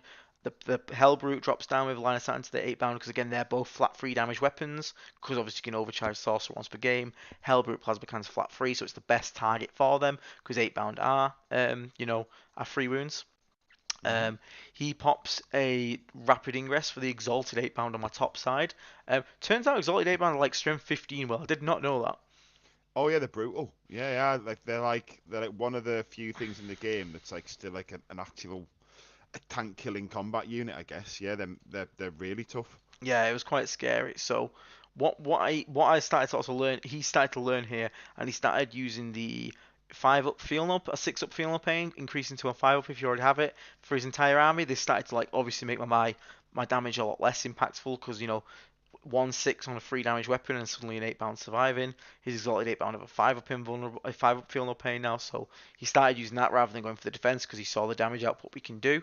However, we do manage to kill all of the exalted 8-bound with the Hellbrute and the Sorcerer Lord. We then spray off the remaining Chaos Lord that was on this objective here, the one that we'd mortared off the first turn. We did some shots onto Angron, and Mortarion had a 7-inch charge into Angron, so that's pretty cool. We're okay with that. Top side, the bloat drone sprayed a couple berserkers, but it's likely we're going to lose that because those exalted 8-bound have just showed up. But we're okay with that at the moment, and we put all of our mortars into the squad of one of the 5-man. I think he had 3 5-man squads of berserkers. Let me just check. Or was it just a 2? 1, 2, just a 2. So yeah, so we mortared off one of the 5-man squads that was on the board, and we put some more into Khan's squad to try and weaken it. So that was decent turn, but then Morty failed his 7-inch charge with a reroll. So Angron is free in my deployment to do what he wants. Not great, not ideal. So Angron charges into my Plague Burst Crawler, obviously because he wants to start shutting them down and getting rid of them. He smacks into it. His Exalted 8-bound go up to the northern side where my Bloat Drone was. They smack into that Bloat Drone. That's when I realised they're actually strength 15 and I shit my pants. They pop that Yeah, thing fairly easily. I did not. They're probably I think they've got to be the highest strength infantry in the game, haven't they? might be one of the highest strength combat unit full That's stop. what I I mean, I mean. don't I was think like, I'm anything else used is to full 8 stop. being the cap. Yeah, I mean, because you don't normally see even 12 is rare. Yeah. Like I say, it's why I like carnivores and obviously Morty as well. But they're brutal. But you were quite lucky that really you've discovered that when they were hitting 100 point drone basically. Because Yeah. had that been something a bit more, for example, had that been Morty, that might have been a bit brutal. Yeah. Now, what I did do is I did stop the berserkers in the middle coming through to gang up on Morty because my berserker squad that was in this middle gap here, I brought them through to the big L to sort of cover the top side coming in. So the Khan and the berserkers do come through the building, charge into the cultists and kill all of them. But my Hellbrute is waiting to respond, so that's not too bad. Angron goes into a Plagueis crawler. Is he like 8 attacks or something? Um, it's a lot of Angron, I slam. think so. Yeah. He Just goes. when you Actually, tell you what, finish that in. I was just going to say the super chat to call out there as well. Oh But yeah, yeah. finish what it's No, about Angron. Yeah, don't want you to yeah. lose your trail of thought. So Angron goes 8 attacks into the Plagueis crawler. He hits like 6 of them. He does drop 2 1s. He's wounded on 3s. He drops another like 1. So he's got 5 invulnerables on the Plagueis crawler. Managed to make 3 of the 5 up invulnerables. And then he rolls the d6 plus 2 damage. And I think he does in total 9 to it. So he actually lives, which is quite big Wow, for me. that's That's pretty lucky. Yeah, that is yeah. very lucky. It's very big as well. So yeah, that's quite nice for me. So yeah, the super chat. My Tio's Ring Morty does not ignore Space Marine Armor Contempt because it changes the armor saving. No, it does not. It doesn't change the saving throw. It's not. It's modifying. The actual rule says reduce the armor penetration characteristic of the attack. It's not the armor saving throw. It's the attack. It's modifying. It, it's in the designer's notes, isn't it? Yeah, Where it's also in the where there's designer's some commentary. clarification on that. Um, Yeah, so I mean, unfortunately, you will have to respect your TO's decision. It doesn't necessarily mean it's the correct decision, but at the end of the day, if the TO says it is, then it is. But every other tournament, especially in the European and UK, it like I said, armor contempt is modifying the armor penetration characteristic of the attack and not your save. It's not increasing your save by 1. You are reducing the AP by 1, which is a characteristic of the Death Guard model, not your model. And that's why it works with Mortarian's aura. So I'm sorry your TO is sort of ruling it that way, buddy. yeah. I mean, if your TO's Hello, ruling Rusty. it that way, though, I guess Yeah, on the reverse, it obviously Trajan ignores our -1 AP contagion for custodes as well. So if he's ruling it that way, he needs to make sure he's being fair with it. In those instances, Trajan doesn't ignore our -1 AP as well if you do come against custodes, for example. Just if he is going to rule it that way. But as Aidan says, you do need to respect TOs because the idea is it's their event. So if they feel there's something, and especially they give you notice, and you can sort of like take a list that matches it. But yeah, I mean, if you send the designer's commentary and screenshot it, maybe you can sort of get them to see sense, I guess. But at the same time, maybe it's something that he sort of feels he's done for fluff. But yeah, as Aidan says, it rules as written according to the designer's commentary. It does. We do ignore armor of contempt. yeah. I'm just going to read up a bit in the chat because I missed a couple of things. Calcifer Morningstar. Listening to these podcasts makes me really want to join the tournament scene. I feel like we have a good knowledge base, like I have a good knowledge base and similar thinking, but I just haven't pulled the trigger on joining any. Honestly, mate, just jump into it. You can either go to a small event or a big event. I went to a GT for my first one, which is a 5 rounder, but you can join a small RTT. Um, it's intimidating at first and you might overthink it and might be scared, but honestly, most people that actually go to events aren't really planning on winning. They don't even call it tournaments, they just say it's an event because they're just really after 5 games of Warhammer. Um, so if you feel like you've got a good grasp on the game, as long as you can play the game fairly smoothly, that's when I'd say you're ready to go into an event. Don't worry about like I win all the time or I beat a lot of people. As long as you can get through 5 games of Warhammer, like and 5 turns of Warhammer within a decent time frame, and you're fairly comfortable with the rule set, then that's a great time to jump in. Don't be afraid, mate, and get yourself involved because it's such a great community. Everyone's dead. Like 99.99% of people are great and enjoyable. Of course, there's dickheads. There's dickheads in everything. Yeah, But they stick are it in your so local gaming club. yeah, exactly. But That's it's the so harsh reality. minute. So if you're considering it, mate, and you feel comfortable, definitely jump in. Contact Lost. Hi, bud. Hi. How you doing, bud? Met Contact Lost Tomek at the event. Did an interview with me. I made a tit of myself, but um, it was fun. It was good to chat. It was lovely to meet you in person, mate. He gave me a dice as well, which is now going to be my command point tracker for it from now on. But yeah, over the last 3 to 4 years, the community has developed genuinely so much, as he says there. The competitive scene's grown, and also the idea of sportsmanship in the hobby has become so much more focused on. So bad apples genuinely weed themselves out. I mean, it's also important when you go to an event to remember that it's just another place to get games. So, for example, a lot of people treat RTTs as, practice. So say you've got like a list idea that you're not sure on, you're not sure, if you want to sort of commit to a full weekend, you can try submit an RTT, after those 3 games, you'll know if you're onto something or not. And, it can be a good testing ground. There's certainly a lot of the really good players who do that. And also, it's just you meet people. Like when you walk into a hall the first time, sometimes it could be a big event, there could be 50 people there, and it seems really daunting. There's loads of people you don't speak to. But when you start to go to events regularly, you start to notice of those 50 people, 30 plus of them are usually the same people, and you Yeah. start to make sort of friends, people you've played against, and it's a really good way just to sort of like make friends, even outside of just playing the game, people to go out drinking with, people to socialise with. So yeah, like Aidan said, just jump in and only one person wins the event, and the reality is 9 out of 10 times people already know who that person is, or the 2 or 3 people just through player caliber, sort of meta chasers, maybe sort of people who've got money to sort of buy the hottest thing. But the point is, it's 3 games and 3 social interactions, and hopefully, a really nice day. It's a lot cheaper than what you'd spend drinking for 9 hours if you were just standing drinking and not doing anything else. If you think of True. it that way. True. But yeah, But feel free man to jump in. The designer commentary notes. I think they're on the 40k downloads page on Warhammer Community. Am I right, Will? I'm pretty sure they are. Yeah, there's definitely a document on there. I mean, I suppose if you are really struggling, if you sort of find us, or maybe we can sort of post it in a comment or something somewhere. Maybe we can sort of add it to a Dropbox link or something, because it might be something that's useful Yeah. for the community to have sort of quick access to. Because I'm sure there's lots of opponents who'll question it if they're not used to playing Death Guard. Yeah, that's fair. Going back to the game. So Angron doesn't kill Playboy Crawler. So my turn, Mortarion now flies over. So we have now a 2-inch charge. Can't fail this one. Um, I have actually at this point lost this top point. However, I have took over this bottom point here with my Death Shroud and whatnot. His Demon Prince actually last turn charged my Sorcerer. My Sorcerer somehow lived. And Demon Prince of World Eaters swinging at him, which was quite funny. Um, then the Demon Prince I fell back in my turn here. With my sorcerer, which is quite nice. Now I drew this turn behind enemy lines, and I think it was I can't remember if it was engage. It might have been, but basically all I needed to do to score it with this fella here was to not fail Battle Shock. Guess what happened, Will? You didn't fail Battle Shock, did you? He failed Battle Shock. Oh Yay! mate, yeah, you can't do the CP in hindsight now. You've got to all in on that. So that was painful, man. Yeah, it was a bit painful, but thankfully I still had Typhus and the other Death Shroud to come in, so they came in his back point over here and basically was like, okay, they'll score it. So that was fine. But again, Battle Shock is one of those things. It never comes into play until it's the moment when you actually need it to come into play, and then you'll fail it, and you're like, great, every time.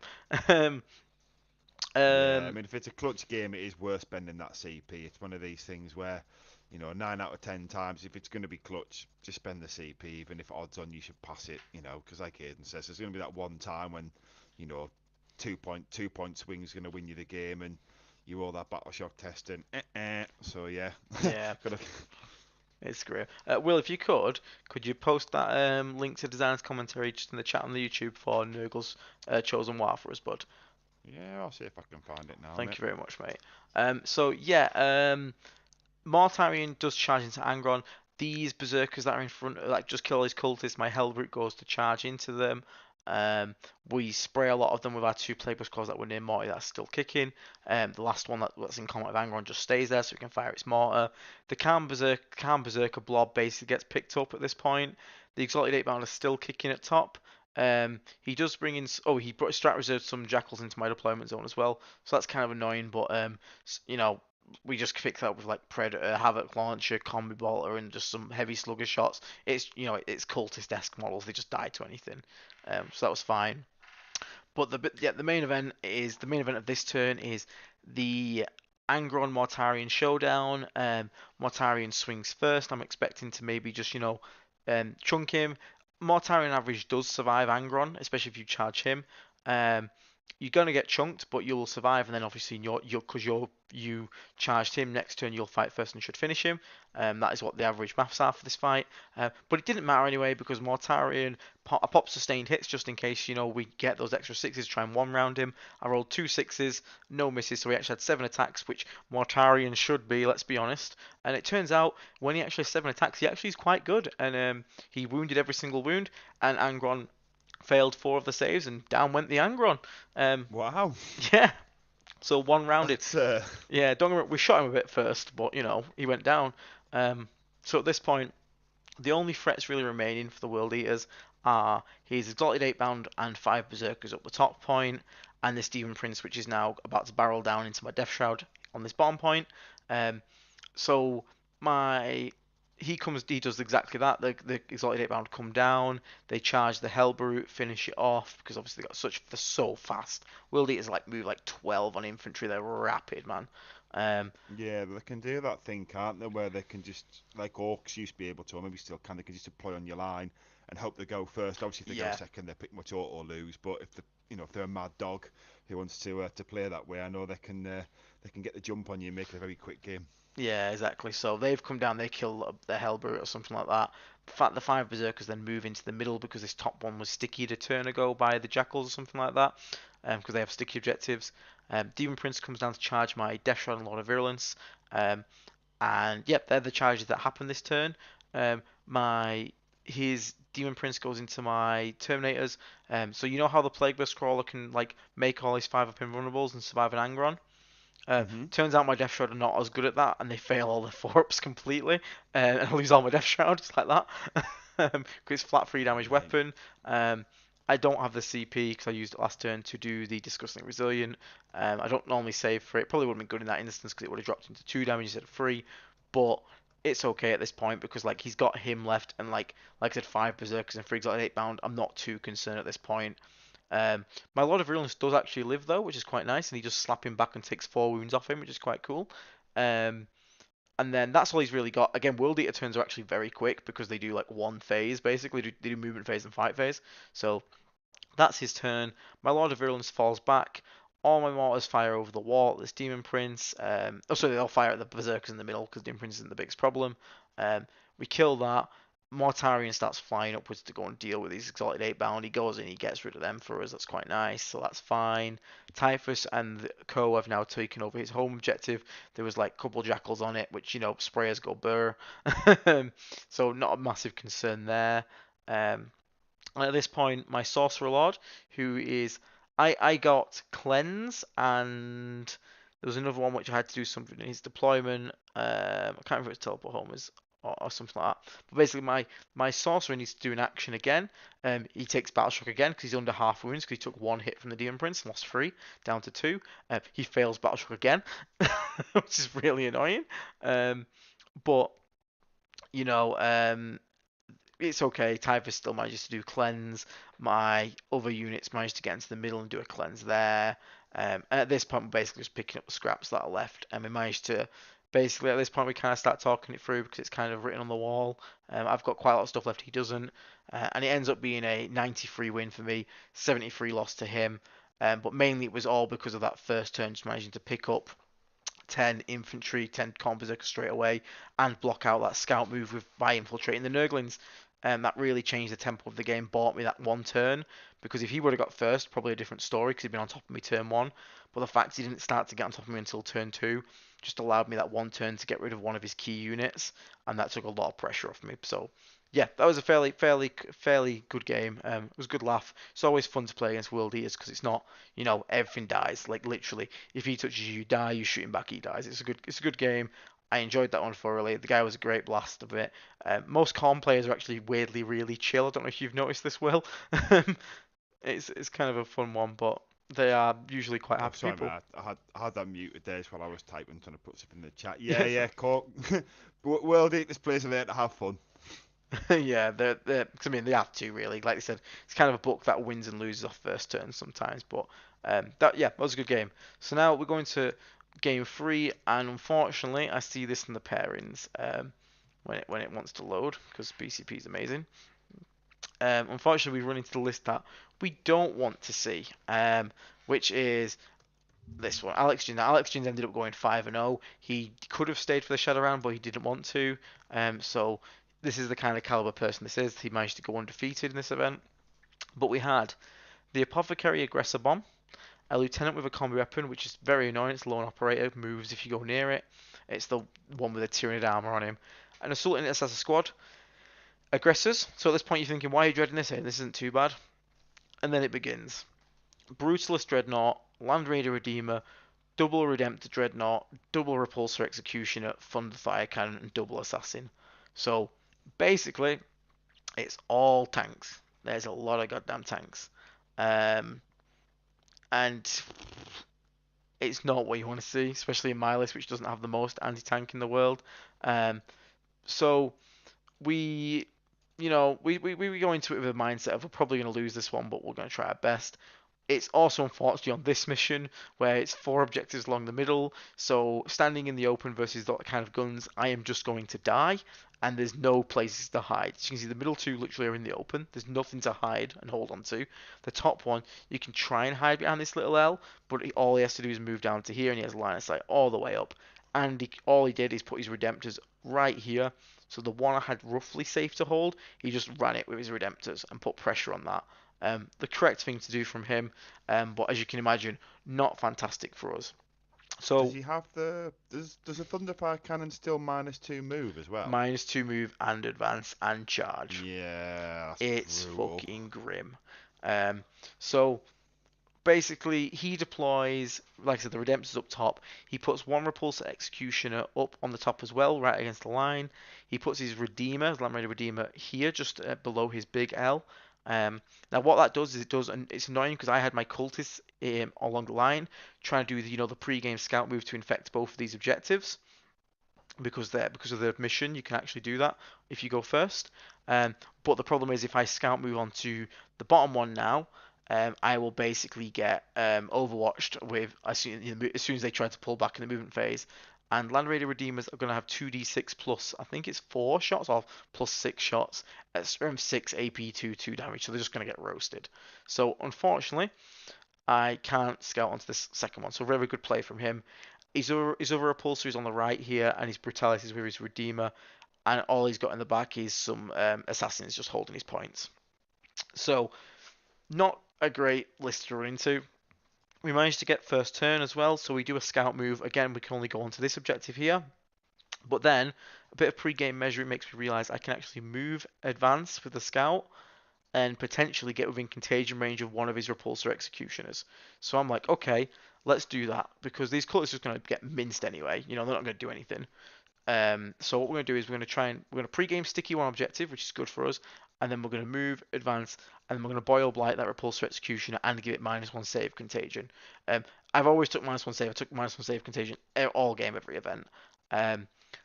So I managed to do that, and my 3 mortars managed to actually pick up the repulsor executioner. So that's a very good win on the turn 1. Yeah, we're feeling good at the turn 1, picking up a 300 and some point, 320 points of those things. Wait, what? They're only 230 points. Oh my! I thought they were more expensive than that. But What was still, that, the Land Raider Redeemer? no, the repulsor executioner. Oh yeah, Repulsor Execution's are cheap, man. That's cheap. I thought it was more than that. So I was probably celebrating more than I should have. But I was still happy to kill one. Because obviously Morty can't do anything against all this. He can't come out at all. And then, but for just indirect to kill that was quite good. His turn, he realizes that I can do that much damage, and he becomes very aggressive with it. I've got my predator behind this L, hiding. Hopefully, he'll bring his repulsor out, and I can get shot onto it. And this is the one game I needed Mr. Predator that could to shine. Will, and his performance anxiety unfortunately got to him, bud. Oh, see, like Yeah, I say, I've got a love-hate relationship with Predators. I've got 3 in the list I'm running at the moment, and sometimes the 3 of them just shine and they just blow through something. Other times the 3 of them I mean, one of them will generally do alright, but like the other 2, I don't know. They're just such a funny unit. But 130 points, I think they're right. But yeah, they're sometimes sometimes you just can't rely on them. That's the problem. yeah, it's a bit unfortunate. Oh, that link might not be shown. I don't know if I've got links allowed. in my chat, and maybe that's why it's not showing for him. Um, I'm not going to mess around with it now because I don't want to ruin anything. Lead. If you type it on Google, 40k downloads, it will take you to a Warhammer community link. In there, if you scroll through, you should see something called the designer's commentary. Once you're in that, that is the rules commentary, and it is on. Did you say it was on page 10? Did you say? Yeah, it's page 10 on that download, bud. Um, that's probably why you can't see the link, because Will's probably posted it. My chat's been like, you're not having links allowed, and probably deleted it. Sorry, my bad. Sorry guys, yeah, because I'm seeing the chat from being logged into the same YouTube account. It's obviously shown for me, but not for you Yeah. guys. So yeah, sorry about that. So his repulsor comes down here. His Brutalis and his Redeemer start moving down.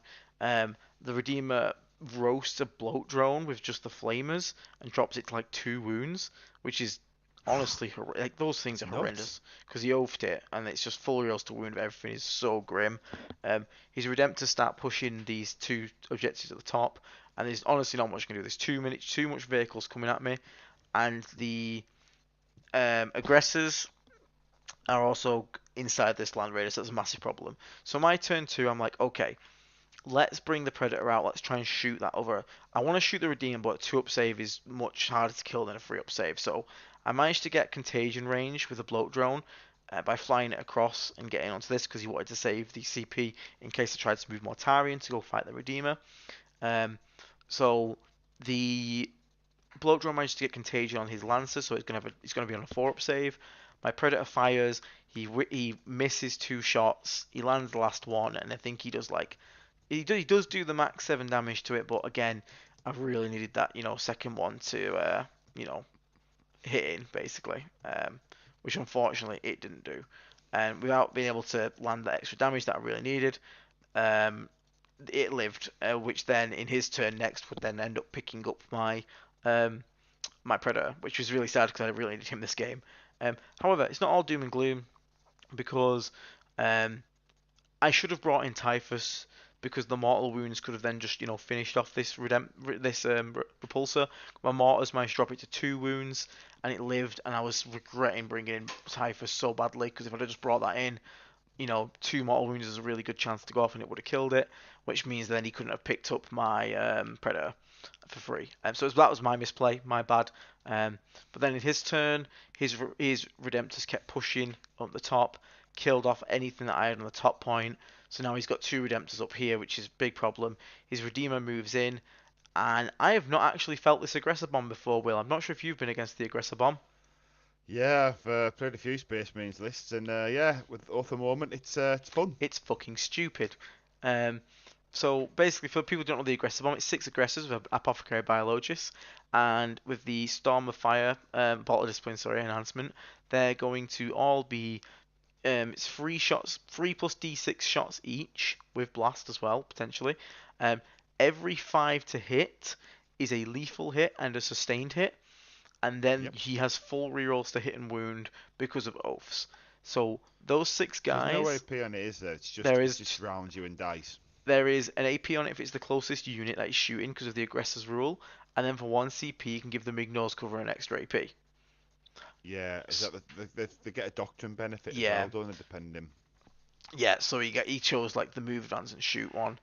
So he marks a plague scroll with oaths and bolt guns the thing to death from full health, which I thought is ridiculous. Um, so that thing dies. He manages to drop another one to half health with the rest of the shots because he split his shots. The Redeemer blew up the bloat drone. And at this point, we're getting really badly pressured. We lost a Plague Burst Crawler. So I'm like, okay, we got to go out for it now. On this turn, I actually rapid ingressed in the Hellbrute near the Land Raider at the bottom. Hopefully, it was behind this L here, so he couldn't get an angle on it, but it means I could move around and charge it next turn. Um, at this point, Morty kind of had to come out. I have a Brutalist Dreadnought on this point on the lower center. The Redeemer's there. The aggressors are all out. I do manage to kill the aggressors with a combination of Flamers plus my Sorcerer Terminator Lord doing his flat 3 damage on them. So they do all die, thank God. Mortarion shoots the Brutalist Dreadnought. Typhus now drops in, does some mortal wounds to it. Um, Hellbrute puts his plasma cannon onto those apothecary guys as well, the aggressors, to reduce the save by an additional 1. And he's that flat damage 3 kills 2 as well. So Mortarion goes for a charge into the Brutalist Dreadnought, makes it, manages to kill the thing, and then I consolidate into the Redeemer. So now we've had a pretty good turn. The Repulsor Execution is dead. The Redeemer is locked in combat with my Mortarion. Brutalist Dreadnought is also dead. All of the aggressors are dead. His 5 Assault Intercessors that got out of the Repulsor Executioner were flamed to death by Typhus's and Lord of Relence's sprayers. Um, so at this point, I'm feeling not too bad. I'm like, okay, so the Redeemer's in combat with us. He's got 2 Redemptors up top, but that's all he's basically got, and a Thunderfire at home. That's basically all he's got left, yeah? I've still Hmm. got my Death Shroud alive, Morty's alive, 2 Plagueburst Claws alive. So there's still a game to be had. And then he does the thing that Marines can do, which is called he puts Oaths of Moment on Mortarion, and the 2 Redemptor Gatling Dreadnoughts. They roll really hot, and Mortarion takes 24 devastating wounds. Ow. Yeah, I know amount of feeling no pains was going to save him. Dev wounds are very fun with full rerolls, Will.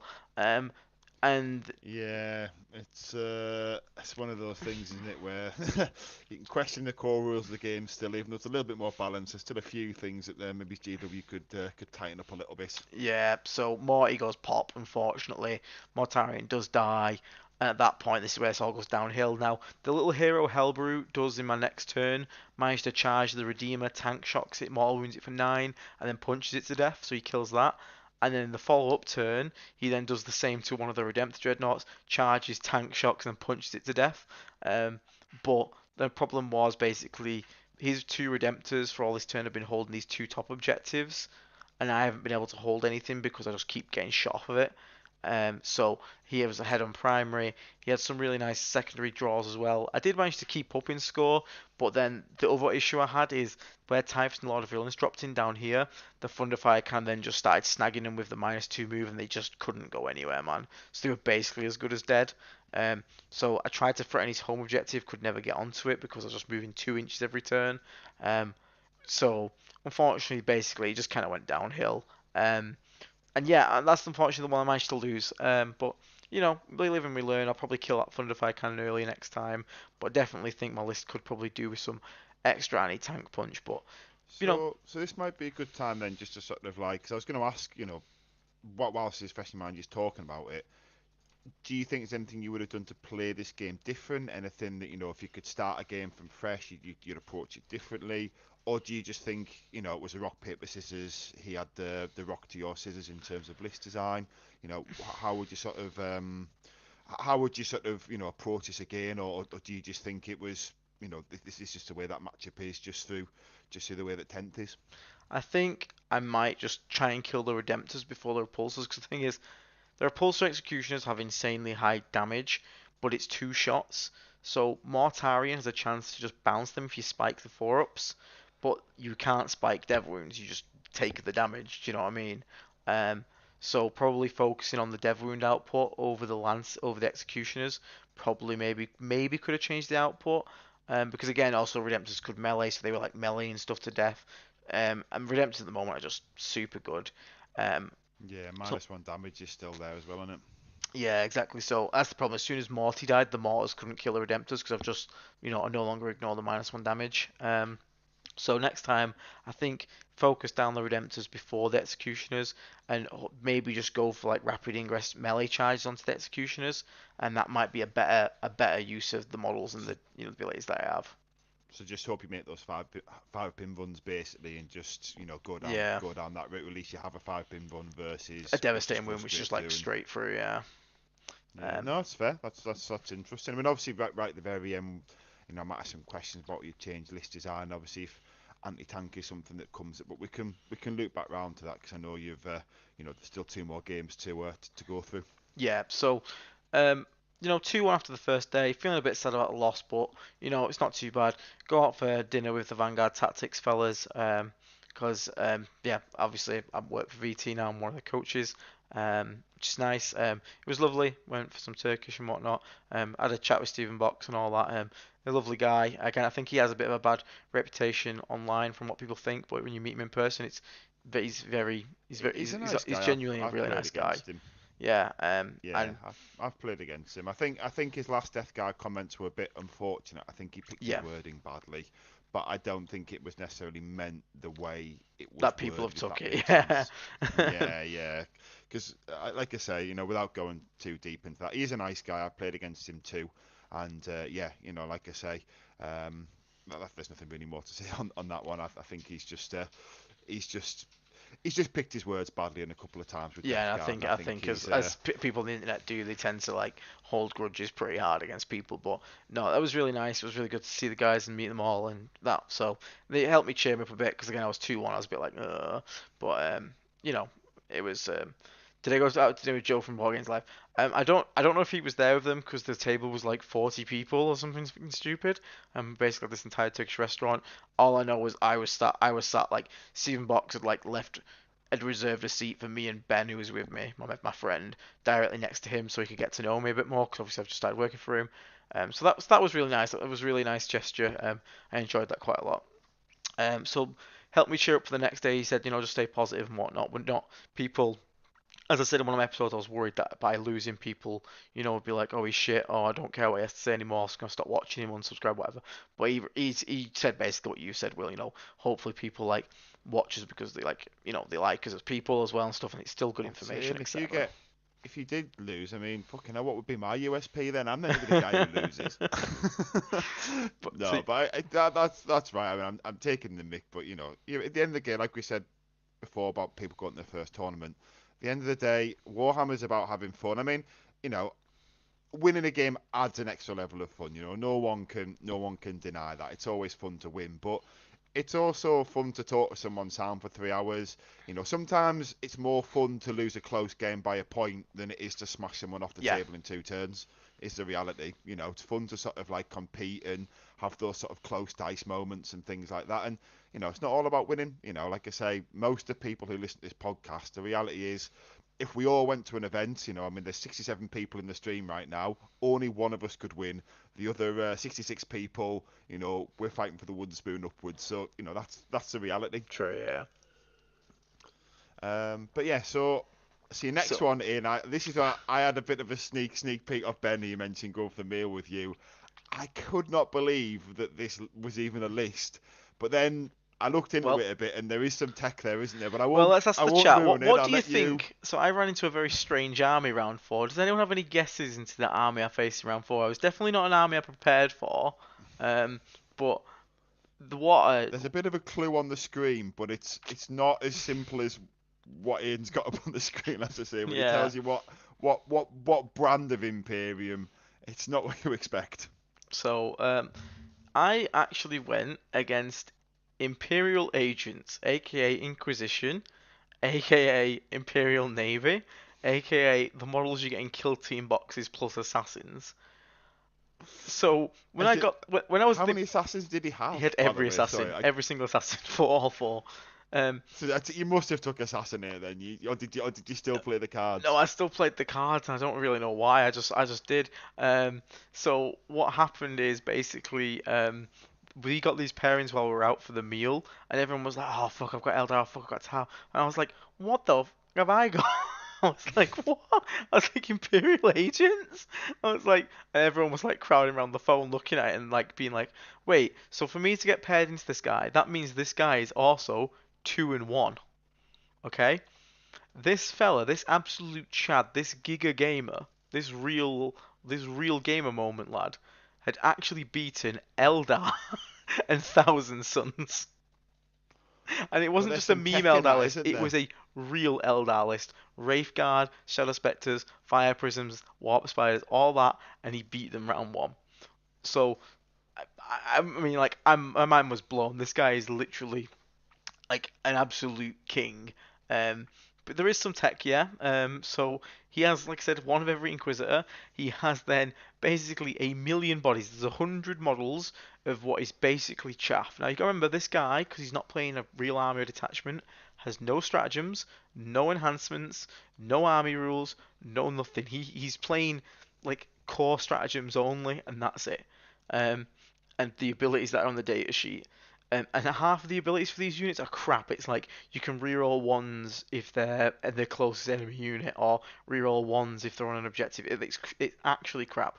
Some of them are cute, Like, these guys are 2 wounds with a 5 feel no pain. That's kind of cute, but they don't really do anything. You got some multi-metals and some servitors and whatnot.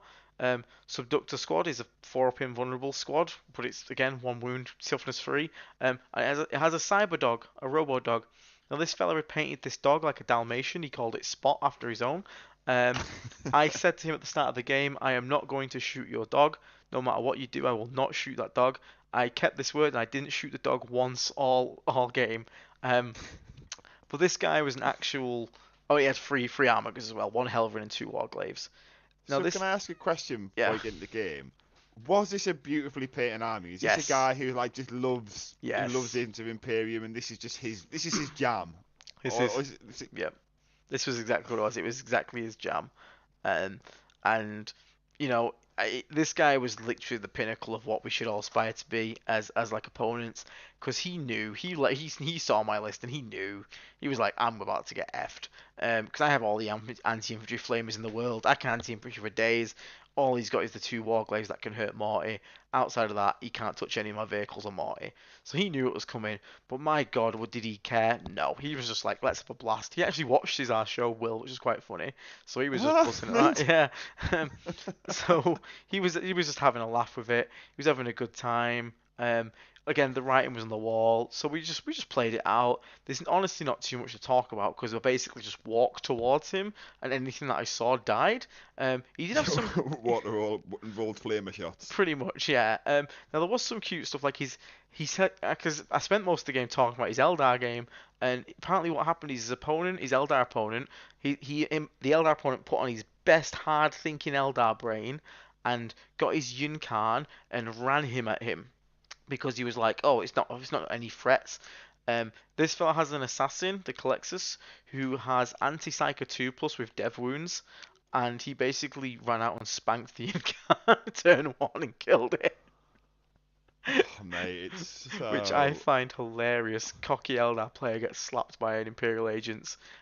Imagine going home to your mates after playing Eldar at an event and telling them you lost to Inquisition. Um, Oh, it's mega, isn't it? I mean, did he not play Thousand Suns as well? Ben was yep. saying he got like a similar tech. Just again, the only thing his army's good at is killing psychers. He just got Yeah, lucky by pretty much. playing the psycho armies. Yeah, pretty much. He had, and this woman here, Kyria Draxus, she has an Oh, she's ability. good. She should be good. On a 2-up, she makes her the unit that she's in lone operator. For Yeah. the first 3 turns, she rolled a 1 and killed like all of her squad because she rolled 3 on the mortal wounds every time. Oh man, no. She Oh, killed her fair. entire unit.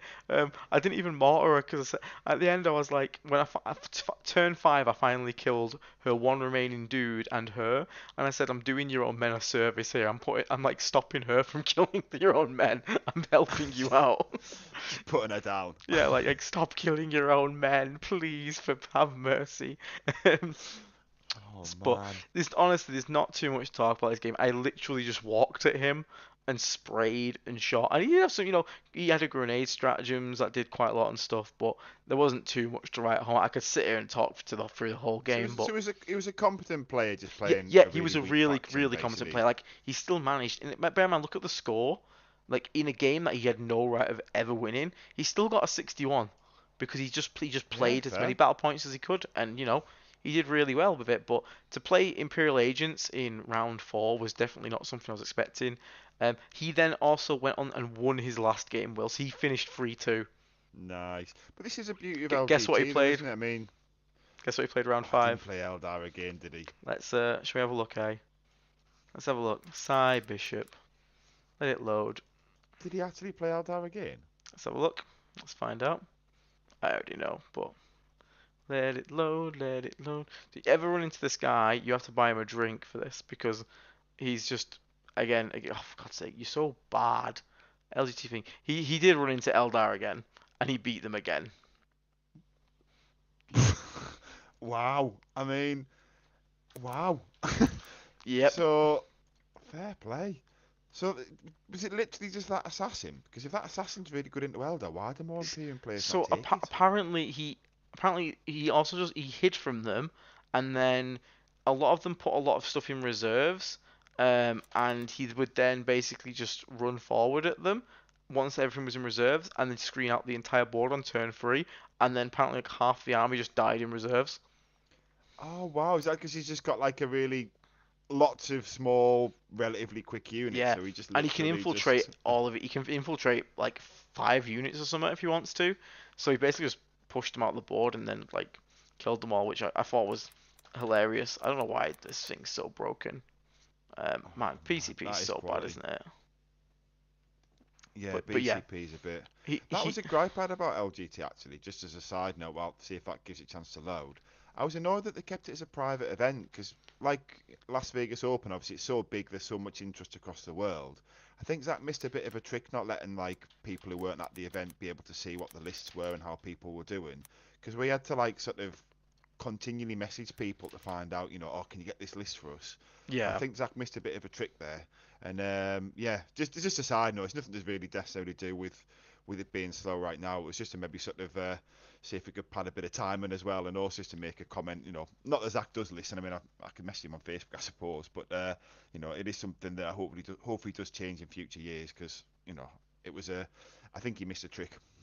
yeah agreed. But like I said, the guy managed to like beat Eldar twice in the end, and he managed to end the event 3-2 with Imperial Agency's chosen army. So if you ever hear anyone saying like my army's unplayable, remember this dude because this dude managed to go on 3-2 with a meme army. So like you can do it. You can do it with any army. But yeah, well played to him.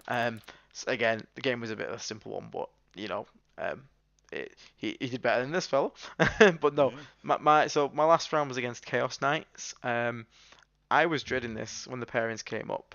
Um, we obviously discussed in round 3 my weakness is probably vehicles, and Chaos Knight is a lot of vehicles, as you can imagine, surprisingly. So it was one Rampager, and was it 10 baby dogs? 3, 4, 5, 6, 7, I 8, 9. think Yeah, it's 10. 9 or 10 you can fit in, yeah, with Yeah, and that. 2 Nurglings, so it's four four Carnivores, 6 Brigands, and a Rampager. So I'm Oh, he looking at didn't have this. the changing of blue squad, did he not? No, just 2 units of Nurglings. So I was looking at this and Oh, wow. I was like, ooh, this isn't looking great. It's not exactly ideal. So I was like, probably gonna lose it, but we'll see what we can do. We'll do the best we can. Um, and basically, with Chaos Knights, it's a weird one. It's a very weird matchup because Knights kind of. I'm sure you've played Chaos Knights, Will. Once you start I losing play momentum, Chaos Knights, yeah. yeah, once you start losing momentum as Chaos Knights, it can actually really get out of control pretty fast. Yeah, I was going to say, does Zach still play Mission 5 as the one where you take the middle objective out and No, you that's literally gone just... now. So Right, because I was going to say that could have worked in your favour a little bit if you did. yeah, so it's just taken hold, which is the one where I think you score twice. So you score, at the end again. Or it might just be the one where you've got to hold more than your opponent. But basically, it's a fairly straightforward mission. 5 objectives: hold one, hold more, hold one, hold two, hold more. I think it is. That's still hard against Chaos Knights though, because Yes, it obviously they've is. got the primary is something where Chaos Knights in particular don't struggle with the War Dog builds. Yeah, but this is, with we're a bit nervous, but this last game, you've got to give it your all. Again, I think I'm going to lose in my head, but I'm like, right, let's just try our best. Let's try and stay positive. I was talking to like Nat on the phone, on like text and stuff the night before, speaking to Steven about just staying positive and giving my best. So I was like, all right, we'll just do that. So he deploys like 4 baby knights behind this L. His big rampages here at the front, more baby knights behind here, and a baby knight there. So I want to go second, and thank God I get second roll. So he goes first and basically puts a carnivore. He's pretty reserved at first. He runs a carnivore onto my top objective and a brigand onto this bottom one, yeah? So there's 2 knights on objectives, and again, it's just the hold more mission. So if I don't clear them, I'm going to start falling behind, yeah? So we set up the best we can. We have our cultists move out in advance, get within range of this carnivore. We put boil blight on it. We've took -1 save again, and we mortar the ever-loving shit out of it. And every single mortar into it manages to actually kill it, so the carnivore goes down, which is nice. So Wow, that's lucky. yeah, and one thing I did because I thought I was going to need it, I actually deployed the Lord of Virulence and the Death Shroud on the board behind this L here because I thought if he's behind this L, if he steps backwards, he has line of sight up here. he can walk forward and see all the way down here, or he can walk back and see all the way down here. So there's a chance, he can get those extra abilities going off. So he managed to spot that knight. So actually, I didn't Boil Blight. No, I didn't Boil Blight because I didn't need to, because the Lord of Realms stepped out and saw it, so I had the +1 to hit and the ignore cover from him. So the mortars picked that guy up quite comfortably as well. I even managed to put one of the mortars at another Nether Brigand and do like 4 wounds to it. Nice. Blade Burst callers were popping off, weren't they? Oh mate, my sixes this game were disgusting. So bad, so many lethal hits. My little Plague Burst crawl, my Predator that could, was on this far wall because he outranged all of his guns by, because I'm 36. Oh, he must have been feeling some anxiety looking at all them knights and thinking, I'm the only guy who can deal with this. Yep. But boy oh boy did he rise to the occasion. First turn, Nice. this Brigand on this point, the Predator that could reverses, fires down. We get 2 hits and we miss the twin link shot. So I'm sat there going, should I use my CP to reroll it? And I'm like, right, it's going to reroll its wound, so it's probably worth CPing this because I've got the reroll wound on it. So I CP it, he hits it. Every single one of them wounds. He fails all of his 5 pinballs. We get like a 4, 5, and a 6 on the damage. Bang, gone. So the Predator 1 taps the Brigand. So he's at this point lost 2 baby knights. I've lost nothing at this point, and he's on the same primary that I'm on. So he decides, right, okay, that's more damage than I thought they could do. I had my Hellbrute also behind this L. He popped out and tagged with the Contagion onto one of them. I can't remember which one it was. I think it was the Brigand. He shot down 36 and tagged the Brigand with the Plasma Cannon. But my Hellbrute is now basically ready to sort of like stage onto this top point. He brings out 2 Brigands, another Carnivore onto this top point. So he's going for it this turn, yeah? He's sending out quite a bit, yeah? So he brings in 2 Carnivores and a Brigand, and he sends another Carnivore to this bottom point. But this time, he walked through the wall with, is it called Knights of Shade? Knights of Shade, yeah. Yeah, So so he CP, one big knight can move the wall. You can move all the charge phase, so you can go through 2 in a phase, 2 in a turn if you've got 2 CP. Yeah, so he moves down with it, and the reason he does Knights of Shade is so he can get past this L here, so my Predator can't shoot down at it, yeah? Yeah, So yeah. so he's a Carnivore here. So what I do in my turn, he keeps his Rampager behind this L here. In my turn, I Rapid Ingress Typhus and Death Shroud here. So he has an 11-inch charge to them if he spends a CP to go through the wall. Otherwise, it's impossible, yeah? So my chances are he's probably not going to spend it for an 11-inch charge, yeah? But if he does, you're probably going to win anyway because you're baiting a CP that's not going to work. I mean, if he spent the CP and done it, then fair play. It would be he deserves it. But like, yeah, that's a smart play either way. You're winning something out of it. If he does or doesn't do it. Yeah, and at this point, I bring Morty the Plague Burst Crawls up and out. So Morty's about here. So if something next turn, like if these guys go into the point and kill the Carnivore, if the Rampage, which is the only thing that's nearby, comes to charge these guys, because he's already lost the Brigand that's behind here, then Morty can respond the next turn, hopefully. Or he could charge Morty and go for him. But what I actually do is I have a unit of cultists in strat reserves, and Morty moves across the wall here, stays within 6 inches of the board edge. I bring in the cultists from strat reserves with a 2-man meat shield around Morty, so he can't actually be charged. Oh right, and he didn't have anything to clear the screens at that point. He didn't even have Well, the top rockets. he did Havoc launchers, yeah, but I was hoping to maybe kill some of them this turn. I was hoping I can kill some of these. Again, these 2 Brigands and a Carnivore up top, and there's another Carnivore here. He's already lost 2, so I was hoping if I could kill another 2 War Dogs. He's down to 6, and he might need to put that pressure elsewhere or something. It was just like you're gonna have to put some shots here, otherwise your Rampager can't charge. It was just anything to incentivize his Rampager to go elsewhere. So. Yeah, I was gonna say he's tempoed the game. I mean, just 'cause obviously playing a bit of knights.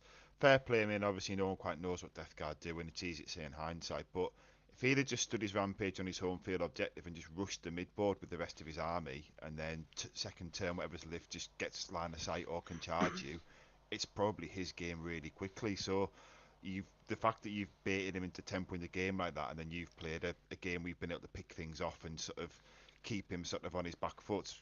That's really smart. Basically, you've played that really well. Well, cheers.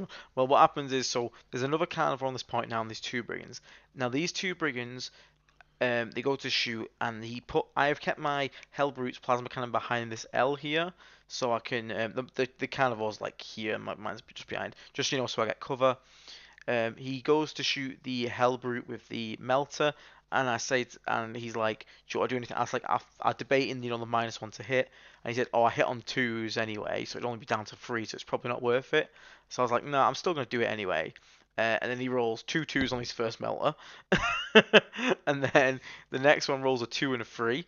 So I've dodged three melter guns with that one use of CP, and then he rolls to wound Nice.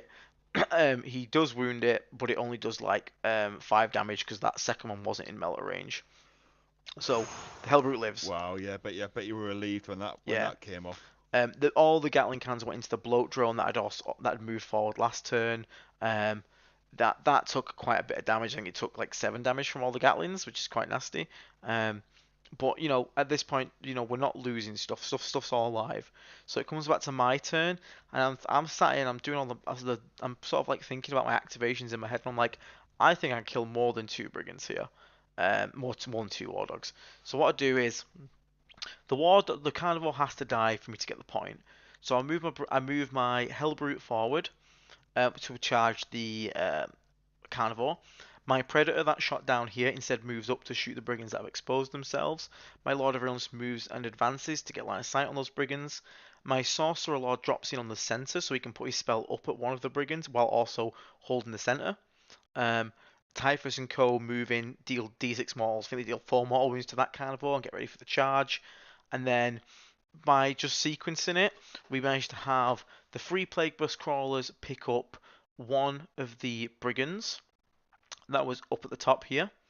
Um, my Sorcerer Lord managed to put 9 damage onto a second Brigand because of his flat 3 damage spell. He managed to sneak 3 through. The Carnivore that's in the front is about to get charged by the Hellbrute. My predator, the little predator that could, fires back at a very far back carnivore. It was like up here somewhere. Just as a pot shot because one of them's down to like 2 wounds at one of the brigands. And I was like, oh, okay, I don't really want to waste all the blast cannons into that because my sorcerer lord might make a 9-inch charge or something. Plus, I have like some spray, pot shots to try and get those 2 wounds off. Um, so I fire the last cannons down. They all hit, they all wound. He fails 2 of the invulns, and the little predator that could rolls double ones on the damage, which was a big sad. But as you know, we get to reroll that with the annihilator. So pick them both up, reroll them, bam, double six. So he one pops another war dog. So the little predator that could, yay. No, Paul, I rapid ingress Typhus. I don't have Poxwalkers in the list I took to London, and I brought him with Death Shroud this time. So I made the charge with the Hellbrute and Typhus. Hellbrute did because he had 2 CP, so I was worried about him interrupting.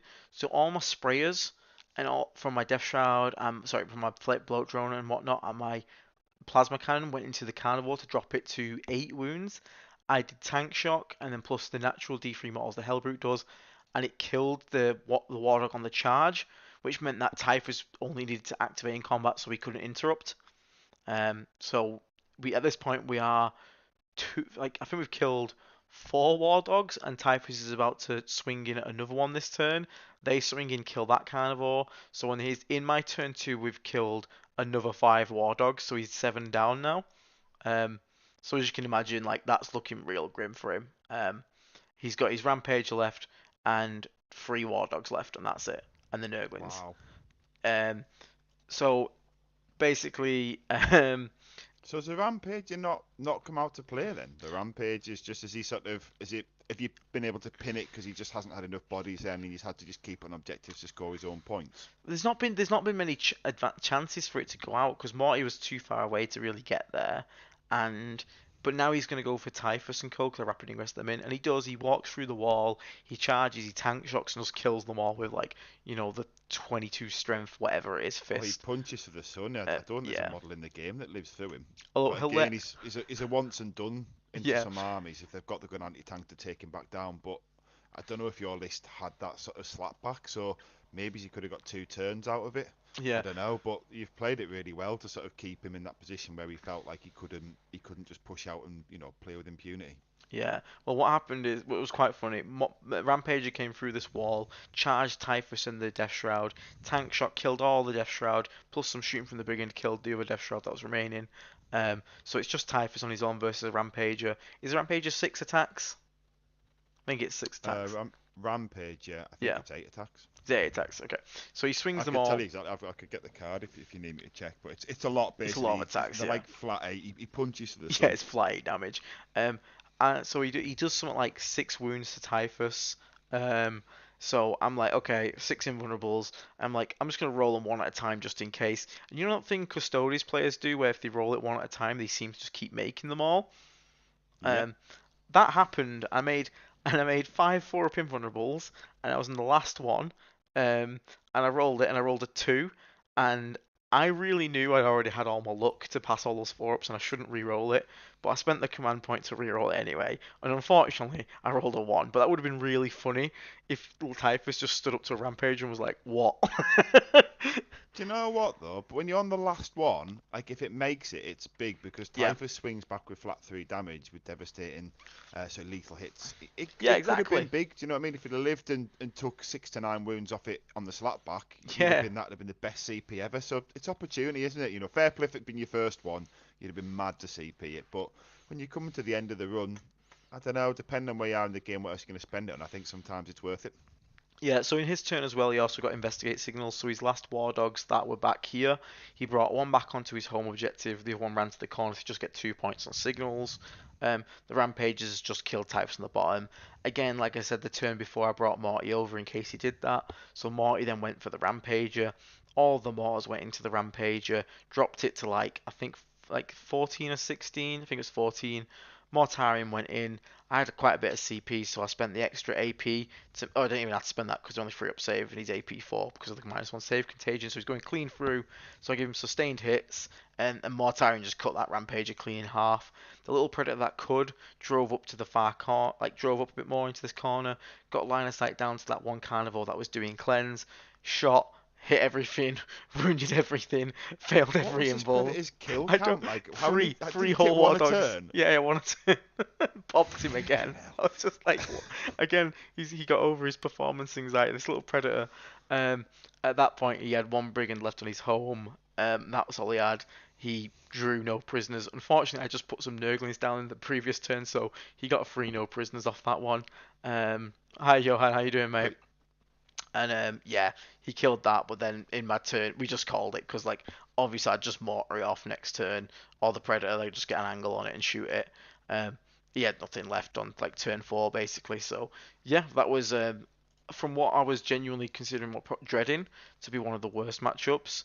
Um, it just fell apart for the dude.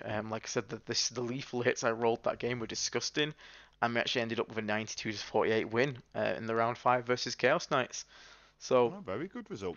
yeah, that brings us to sort of like the finale of the 4-1.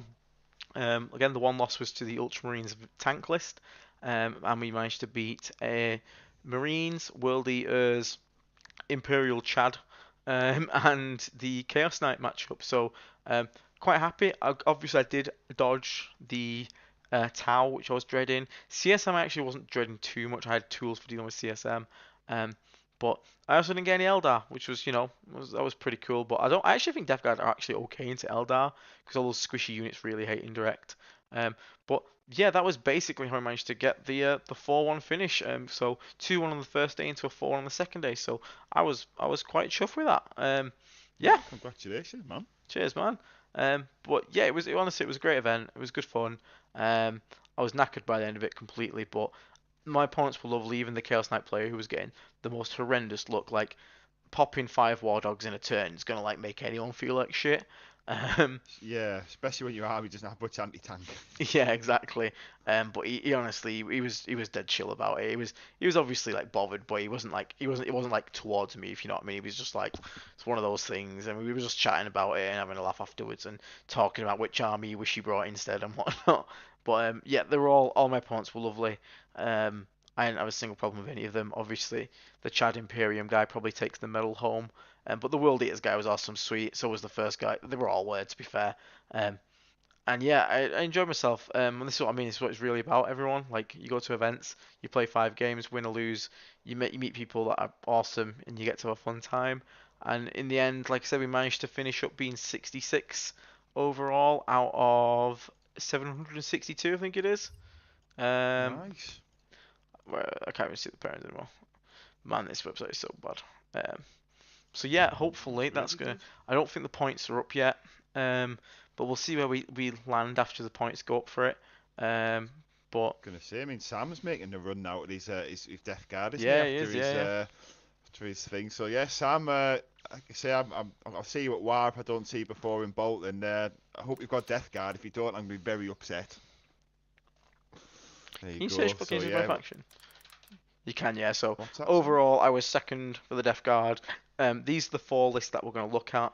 Um, so Aaron, who is also from Vanguard Tactics, I can get him on, obviously. I can even get Death Guard Dave on. He went 3-2, I think, but it's still, we've had him on before. He's a good chat. So we can also get him to talk about his event and whatnot. Obviously get Sam on, and we'll can obviously see if we can hunt down the other 2 people and talk about their lists and whatnot. But yeah, honestly, everyone that's like playing competitive right now, Death Guard are in a really. Let me pull out my co-ops 1 second. What one was on? So I think it's worth commenting on the Death Guard and the variation in the list. That the fact I've seen a lot of people complaining recently. I mean, obviously, people always complain about 40k, but the most recent complaint seems to now be that a lot of armies are stuck to one build, and I think that is true for a lot of factions. It's not like people are Yeah. blowing hot air and they're already saying, they're a bit bored with just playing the same list. I think we're in a great spot. I think Death Guard Yes. people are trying different things. People are winning. I mean, obviously, some lists are doing better than others. There's no denying that. Some lists, the skew list obviously rely a little bit on the pairings and things like that as well. But the fact that we've got all this variation and it's a lot of fun, and we sort of bring up predators, for example. Who thought you'd be dusting predators off the shelf? Exactly. Like, It's I'll tell you what. We won't go through it. We won't go into depth. We'll have a quick flash over the list that did well. So you got Sam, as we said before, 2 Foul Blight spawns, Lord of Virulence, Morty, Tallyman, Typhus, 1 Rhino, no Plague Marine, so he's just putting the characters in there. So he's got a little character vehicle. He's brought some colours. This man's got a Land Raider. This man's got Death Shroud Terminators, Plague Burst Crawlers. He's still keeping the Poxwalkers. So the cores there of like the Mortarion Plague Burst Crawler combo. He's gone full entropy cannon though, but he's still managed to mix it up. He's brought a Land Raider. He's brought, like I said, that Rhino full of those like Foul Blight spawns. So that's already variation. He's also kept the Poxwalker, so there's another variation. Um, Another one that went 4-1. This is double Hellbrute, Mortarion, Icon Bearer, Lord of Virulence.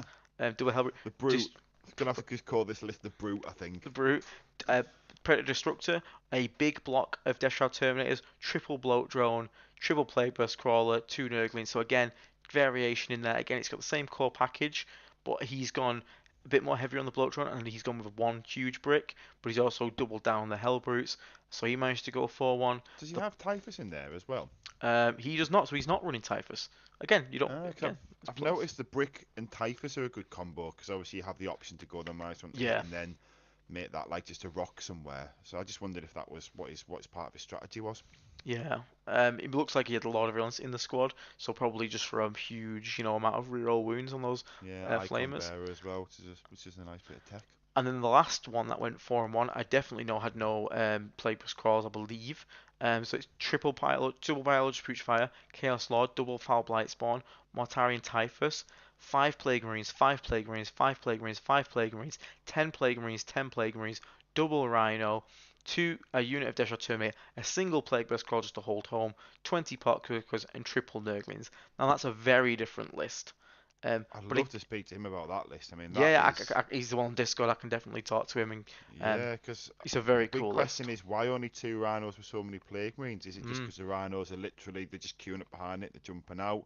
I don't know. I mean, that's of the ones we've talked about, that's definitely the most curious, I think. but But this is what we before we mean. get It's great. Like there's variation. Like our army genuinely has decisions and different play styles, and I think Death Guard as a faction is in such a good spot right now that you generally could make a list based around Plague Marines. You can make an all Demon Engine list. You can make a weird toolboxy list. Like yeah, we're in yeah. such a good spot at the moment, and it's a great time to be playing the faction. Well, this is what I was going to say because obviously we've jumped some other people's list, but I think before we round up this chat, I think the best way to finish it would be for you to sort of talk about maybe some changes that you think you might make with your list, anything you Yeah, thought yeah. did really well, anything, because obviously you alluded to at the end of the Ultramarines game, you felt that maybe this wasn't a anti-tank, or do you just think, the list just has to accept, because obviously you then redeemed it against the Knights, it showed it can go through armor.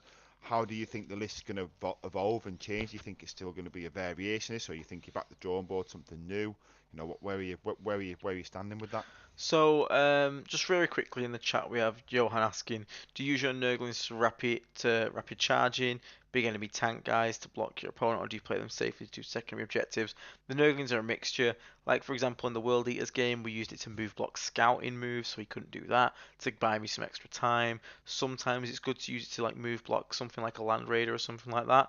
Um, but also, it's quite, like, the safe bet that you can always use them for is secondary play. So unless you have something specific in mind, keep them in deep strike or infiltrate one to the center of the board. But after, if you see an opportunity to move block something, feel free to do so. It's also a good use of it. How did you feel the Yeah. bloat drones went? You went up to three of them. The bloat drones are fantastic. I'm probably going to stick with two, but I wouldn't complain to having three. I just don't know where I'd get those 100 points from Zito to make the extra one. I don't know what I'd drop for it, but they are fantastic. They're a great unit. As for And we changes, use go on, no, Will. I was gonna say just expand on what Zito said. I think what we kind of alluded to. So you would now you've accidentally put the double splitter in because obviously originally you did want to go with the heavy blight launcher. Do you think the double splitter is staying, or are you going to put the heavy blight launcher back in? Because I think that's something that be interesting to sort of hear about as well. I think I'd still put the blight launcher back in. I have enough flamers. I proved that like there's still plenty of flamers in the list to melt millions of infantry. So just having a bit more long range like plot, like that repulsor execution that lived on 3 wounds. Um, Mhm. maybe that heavy blight launcher could have potentially chipped those last two off it. Maybe not likely, but it just the chance to do something, whereas the flamers wouldn't have impacted there. But I think Eve is a solid choice. I didn't sit there going, oh, I can't believe I've done this. I regret this. I want my heavy blight launcher, but you know, at the same time, like I would have liked to have it, but they're all good. They're all fine and they're all viable. Nice, no, that's really interesting. And what else? Because obviously you mentioned, alluding to the armor skew. I know you sent me some lists privately as well, and there was some brigands in one of them. Do you think you might look at any of those lists, or do you think after the 4-1 and the fact you did okay with Leeds and things, do you think you're going to sort of stick with this for a bit longer? Where are you sort of how are you feeling that one? So I think at the moment I'm gonna mix it up. I want to play some Plague Marines. This isn't because I feel like the list needs changing. I just want to do something a bit different for a bit. I want to play around with some Rhinos, some Plague Marines, some Biology Putrefiers, Yeah. just to mix it up. Just so you don't get, just so I don't get too bored. Yeah, I can put my list back up at Paul Bridge if you want, bud. Where's mine? That one. Um, So I'll tell you what, Ed. One thing, because I know we've gone on for a bit and we want to round this up quite soon, I would guess. But just talk us through the biologist. I want to call him the biology professor, Biology the Professor, yeah. biologist putrefier. What is the buff that he does with plague marines? Because obviously he seems to be the one. I know the assault weapon, means it can do actions, especially in Iran, or violence can advance and blah blah. But why does the buff make plague marines so good in your opinion? Because obviously there's a few things there. Because that might be a nice thing to touch on just before we finish. Just as the game's evolving, like it's like you can see in the aggressor bob how dumb lethal hits on 5-ups and then sustained hits with that is, and that is basically the buff he gives to all Plague Marine squads he joins. So you basically just you're good against any target because toughness doesn't matter. So having heavy plague weapons that each one of them is going to be AP3 potentially up to AP4 maybe, even AP 5 if you're on an infected objective, and being able to just hit roll for those fives to hit and then automatically wound, and like I said, 7 man on average. If you get free grenade straps, you get some mortals as well. Can pick up like stuff like Land Raiders. So he's just such a massive like efficient damage increase, which you get a unit that has no right to damage certain things, and now suddenly you just get to do it for basically free, and it's just mega efficient. Uh, it's just the amount of like actual impact he has on their output is insane compared to basically anything else you could add to them. So having like 3 squads of 10 in Rhinos with 3 biology professors, we're gonna just say, um, it's crazy output for quite cheap to be honest. Like 160 points plus 50 of him, it's 210 points that can basically wipe any unit in the game if it touches it. That's nuts. Do you think that he performs just as well with 5 guys, or do you think it has to be 10 Plague Marines to get the value out of him? I think I'd go 7. We supposed to have the list or a paste bit in the description. People watching it's not. Yeah, I can do that. I can do that, Damon Clark, and put it into the description afterwards. That's fine, mate. The sorcerer is there basically just to teleport on his own Paul Bridge because he's a 40mm base, so he's very hard to screen out. He has a once per game flat damage free strength 8 attack, which you can usually just trade up on his points for. So he can either drop in, do an action, be hard to screen out, drop in, get something potentially of higher value than him, and then just exist and score points. It's just a little utility piece. He's not essential to the list. You could easily drop and replace him. I've just found it to be quite useful. Like I said, you can drop in, pick up like a unit of 3 eradicators, or you can just drop in and deploy teleport homers in the tiny gap they left in the deployment. Um, yeah, it's a nice little piece. But yeah, sorry, what was the question, Will? It was just questioning, do you think it has to go 10 Plague Marines, or is Oh, 5 enough? I think I was think what I'd I go was saying, 7 or because 10 with a biology putrefier. I don't think it's worth it with 5. Um, I think if you're going to add him into the squad, I'd recommend minimum 7. 7 on him on average can kill a Land Raider. 10 on him definitely kills a Land Raider. Um, Plus you get all the extra heavy plague weapons, so I would recommend him in 10s and 7s. I wouldn't really recommend him in 5-mans. so you talking kills a Land Raider, shoots at it, then charges it. Yeah, So shoot, it does 3 it all. grenades, that charge. With a 7-man squad, should kill Land Raider. Okay. That's interesting. So we might have to do a deep dive on that on one of the later episodes, just talking about the particular loadouts and things. I've Yeah, seen a yeah. few people talk about this, and in my head, I'm curious to sort of try it. But I mean, I've only got one biologist purified, to be fair, so I might have to get another couple. Yeah, I've got 2 now, so Because I need to get a 3rd. yeah, it does. There definitely does seem to be some tech there, though. But yeah, but I mean, from my point of view, I mean, congratulations again. I mean, obviously, another great result, and like I say, I think the next episode with the two of us, I think hopefully try and get Sam on, or one of the 4-1 guys, and deep dive some of these list ideas. Maybe explore, where you're thinking as well. But I mean, is there anything else you want to sort of add there, Ian? Anything that you want to sort of, any other questions, anything that you want to go from the chat, anything like that? Just one thing in the chat we got. I have a fetid bloat run in my list, one with a spray and one with a flesh mower. The fact they fall back and charge and let me get him into great targets, backfield and spread contagion. Yep, that's exactly what they're good for, mate. That's brilliant use for them. Rusty, I'm really torn on the fetid bloat runs. I want to take a couple flesh mowers, but I also really like the heavy blight launchers on them. Well, I mean, if you're running them, and you're playing practice games, just don't put your weapons on them yet. Just build the body, play with it, see what feels better for you. Both of them are great options. Flesh mowers are good. They're just not really that fit in my list archetype, but maybe they work for you. But also the blight launcher is a great weapon as well. Play around, see which one you feel more comfortable with, see which one you like the impact of more. Flesh mower is better for spreading contagion because he wants to get up there. Heavy blight launcher is better for more playing the flanks, playing more objective wise. So just consider it, play both, see what you think about it. Neither of them are bad options, both of them are good.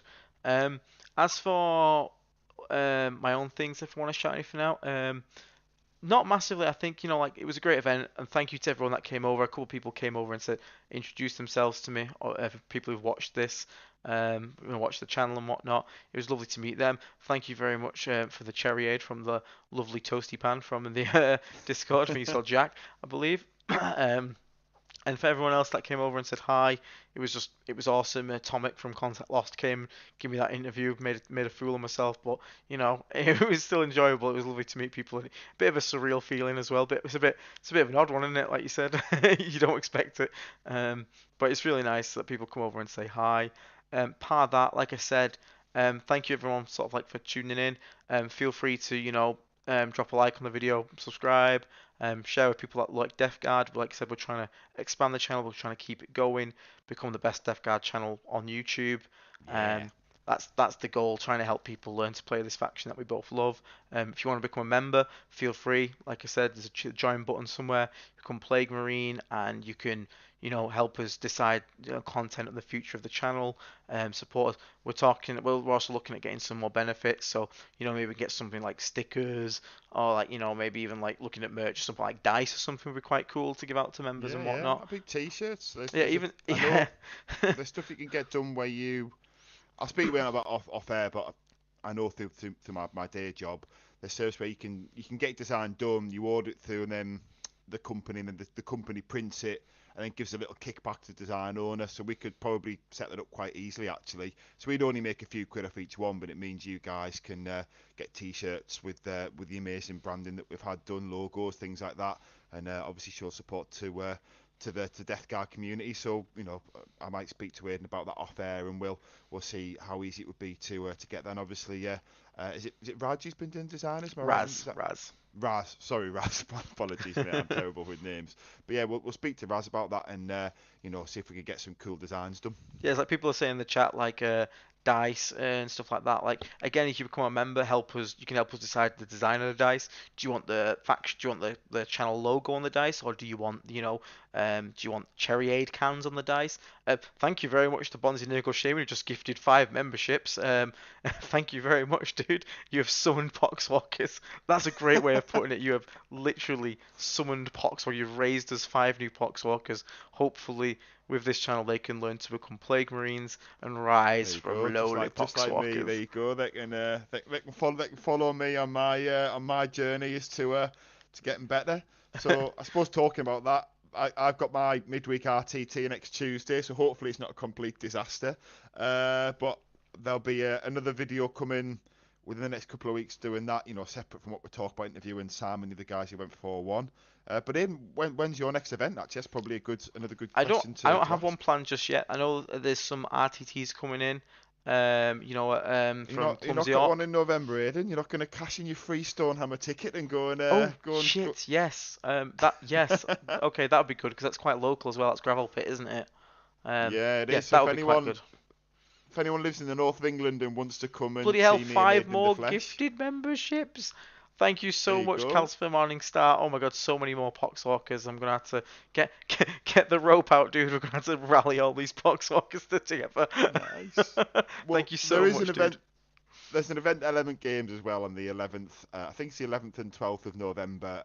So if anyone who lives in the north of England or fancies travelling, get yourself down. I'm actually TO in that one. Aidan will be playing.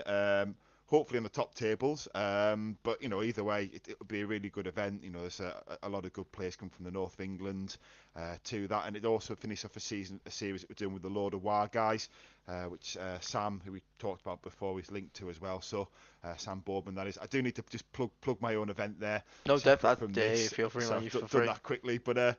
Aidan did take one out. She does have a free ticket from a while ago, so there's a good chance that Aidan will be there to cash that in, hopefully. But yeah, is there any other events you've got planned, Aidan? Or Matt's just mentioned in the chat Leicester GT. When is that again, bud? Just let us know when Leicester was. I can't quite remember. I think that's December, that one. That'd be quite okay. That's something to consider. Crawls are over it. Hey, Predator Gang unite. Hey mate, we can all get along. We can love both Plague Bursts and Predators. We don't have to pick a side. We can all get along in the glorious embrace of Nurgle. But Predators are better though, yeah. I'm Team Plague I think they've got different roles. I think a good list has both. If we're to be honest about it, unless you're going down a skew of some kind, I think a good list has both. 2nd of December. Johan, when you said how can we join? Just below this, what you're watching now, I think it doesn't appear on phone. People have been saying that, but if you're on PC, next just under where like our channel is below the video, there should be a button that says join, and that should help you take you through the process of becoming a Poxwalker. A Plague Marine. Poxwalker. Lowly Poxwalkers into Plague Marines. And I'm gonna have to get some like effects on screen when people like subscribe, like maybe a voice, like a little sound effect or something. There we go. We'll make a sound effect. We'll do some kind of groan or something. Wait, that sounds that's more like a Slanesh thing there, but I won't lie. Oh god, I'll do that again then. Be like vomiting. There you go. That's more fitting. Yeah. But yeah. So yeah. Again, keep an eye on the channel. We've got plenty more. Different types of content coming up. We've got Will doing his solo series on his journey to sort of like going to his RTTs and whatnot. Faction Fundamentals is continuing. I'm gonna have hopefully up the first of the Perfect Plague Force series up at some point. And then obviously we have our standard podcasts and our live streams as well, as events and stuff come up and things happen in the world. Again, we'll hopefully get those people who also went 4-1 on. That'd be pretty cool. So there's plenty to talk about. Let us know any ideas you have, especially if you remember. Feel free to reach out. Um, I will Yeah, share feel the Nurgles Mansion Discord now, just in case because people always ask for it every stream. So Yeah, it's a really please good also place. as well, if anyone hears of someone going 5-0 at a GT, especially if it's with an interesting list, we're always looking to hear from those people. Obviously if there starts being a lot of 5-0s, we won't be able to interview everyone, but especially someone's doing something a bit different, we like to be aware of it. So if anyone has a really good result, feel free to reach out, comment on one of our videos, and we'll have a look at the list, and if we've got a slot in our schedule, see if we can get you on to talk about in a bit more detail. I'm going to post in the chat the link to the Nurgles Mansion Discord, which is, I think, one of my it's my favorite Discord page. Can Lots you of passionate post thoughts. links? Because we had that problem before. If not, maybe. I think I can. Okay, people see that Oh, has one in that the chat. worked? That one should work because I have like, Oh, I'm shall I? I've got the disc the Warhammer community one open. Shall I just put that to you on the other chat there, yeah, and yeah. you Feel can free and I'll post that post in that up yours? in Well, here that's quickly for probably a good people. idea as well. And I'll tell you, I'll put it on Facebook. Yeah. It's probably the quickest Oh, one. also, people that don't know, there is a channel called Rocky's Gaming Lounge. So I'll put a link in the chat. So this fella is Yeah. he's fairly new to the hobby in general. He's gone with Death Guard as his first army, and I actually did an interview with him on his channel because he has a lot of people that watching his channel as newer players, newer hobbyists, and I think it's important as much as people may like look at us and venerate like the more like veteran, seasoned, and join and higher up players. It would be nice to have people. It's good for us like veteran members to remember our roots, where we started from, and why the hobby is fun and enjoyable. So I'm just gonna put a link to his channel in the chat. Please go and check him Yeah. out because we did the interview. It was a fun interview. He's a great guy. He lives in New Zealand, so getting the time zones correct was a bit of a pain in the ass, but we got there in the end. Um, and like I said, he's new to the hobby, but he's trying to make his own channel, sort of like showing it from a very beginner's perspective. So as we have like Will saying, he's showing it from like a mid-table perspective, as you said yourself, Will, even though I think you're Yeah, yeah, more of than course. mid-level, and you stop putting yourself down so much, you. But this fella is showing it from a perspective of literally someone that's brand new to the hobby. I know, so I've saw Prometheus Williams, yeah, for example. I saw you in his comments and stuff. He's such a nice guy. He's dead chill, and he's super excited, and I think that's what's so cool. That's why I enjoy watching him, to see someone that's just super excited about the hobby and the army, and he doesn't have any of these like negative preconceptions of like you might get when you become a bit jaded when you've been playing for a bit longer. Yeah, he And doesn't even know what DTA means. yeah, literally, he's not caught up on all that stuff. He's not even obsessed with it. He doesn't care, and that's the best bit. And to see him grow and evolve, so please go over, show him some love, drop him a subscribe, drop him a like. It would mean a lot to me to be showing support to the other Death Guard content creators, because I do believe there's a lot of Death Guard content out there that's very clickbaity and they don't really give a shit about the faction. They're just doing it to sort of like basically get some easy clicks. And I want to get a guy who actually just genuinely enjoys the faction and cares about it as much as me and Yeah. Will care about the faction, and give him some love back I think the Death Guard community is genuinely one of the coolest and one of the nicest, despite it, ironically was probably one of the least toxic. We had a bit of a period at 10th launch, but I think you guys in chat are genuinely awesome, and the support you give me and Will is insane, and we massively appreciate it. And Yeah, 100%. we hope you enjoy the content we give you. We hope you find it useful, and we hope you just enjoy sort of talking Death Guard, and we'll be here in the future to join us on our stinky adventures. um, Yeah, I mean, one thing it'd be nice because you mentioned there about you know, the series you've done. If anyone knows or if he's listening, I'd really love to do a guest episode with Quinton from Art of War, because I know he's doing his sort of Death Guard stuff at the moment. He comes across a really great guy on all the Art of War streams, and I think if he's going to go down his Death Guard route, we'd love to sort of chat with him about that. So hopefully we'll try and get that arranged. And if he's listening, if anyone knows him, feel free to reach out on our behalf. yeah, and like I know some the VT lads that are also like jumping on the Death Guard train have been really enjoying it after talking about it. Took them to LGT, have been really surprised at how much they enjoyed it. They'd also be happy to come and talk about it. Like there's plenty going on for Death Guard at the moment. Like one of them is one of those 4-1 lists there. We've also got Death Guard Dave, would be nice. I think people enjoyed Death Guard Dave last time, so it'd be good to get him Yeah, on with yourself and Will as well. Um, But yeah, hopefully, like I said, it's just beginning. We've only been got on this channel for 8 months, so onwards and upwards. Hopefully, um, I enjoy the Reddit and the Facebook group. I had negative experience with the Discord group. Maybe I'll give it a second try. I've not had too much of a negative impact with the Nurgles Mansion Discord group, so I wouldn't want to think that. But obviously I will keep. I do keep an eye on it. Hopefully your second try around is a bit more positive. Again, people come and go, so you can get some bad apples and whatnot. But hopefully second time around you'll have a bit of a better one. I've had bad experiences with the Reddit one, but again, Well, Reddit's just a cesspit for the most Reddit part, can be. isn't it, really? The comments are anyway for the most part. Just I don't not talking anything Death Guard in general. I just mean just Reddit as a platform. It's generally where it's just where keyboard warriors go to hang out. So yeah.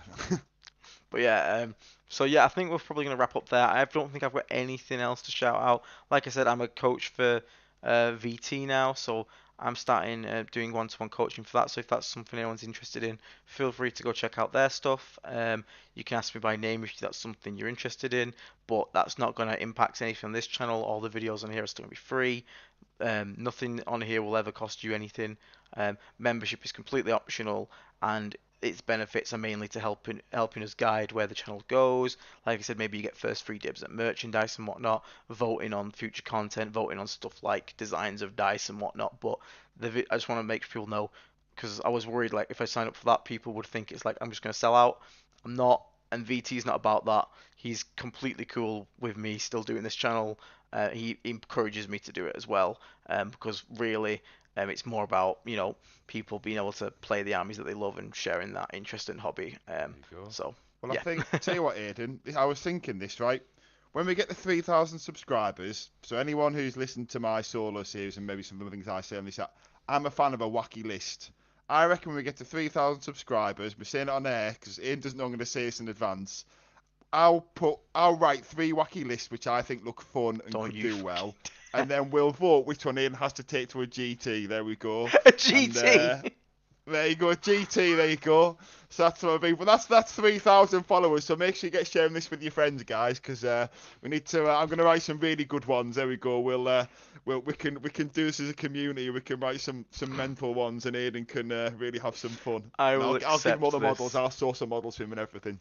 I will accept this. I will accept if we get to 3,000 subs. I will accept this and I will follow it through as a punishment. Like I said, we'll sort some out for the 2,000 sub celebration. Might be a little giveaway and whatnot. Won't be anything huge and whatnot, but it'd be nice to sort of give something back to like the community and the members and whatnot.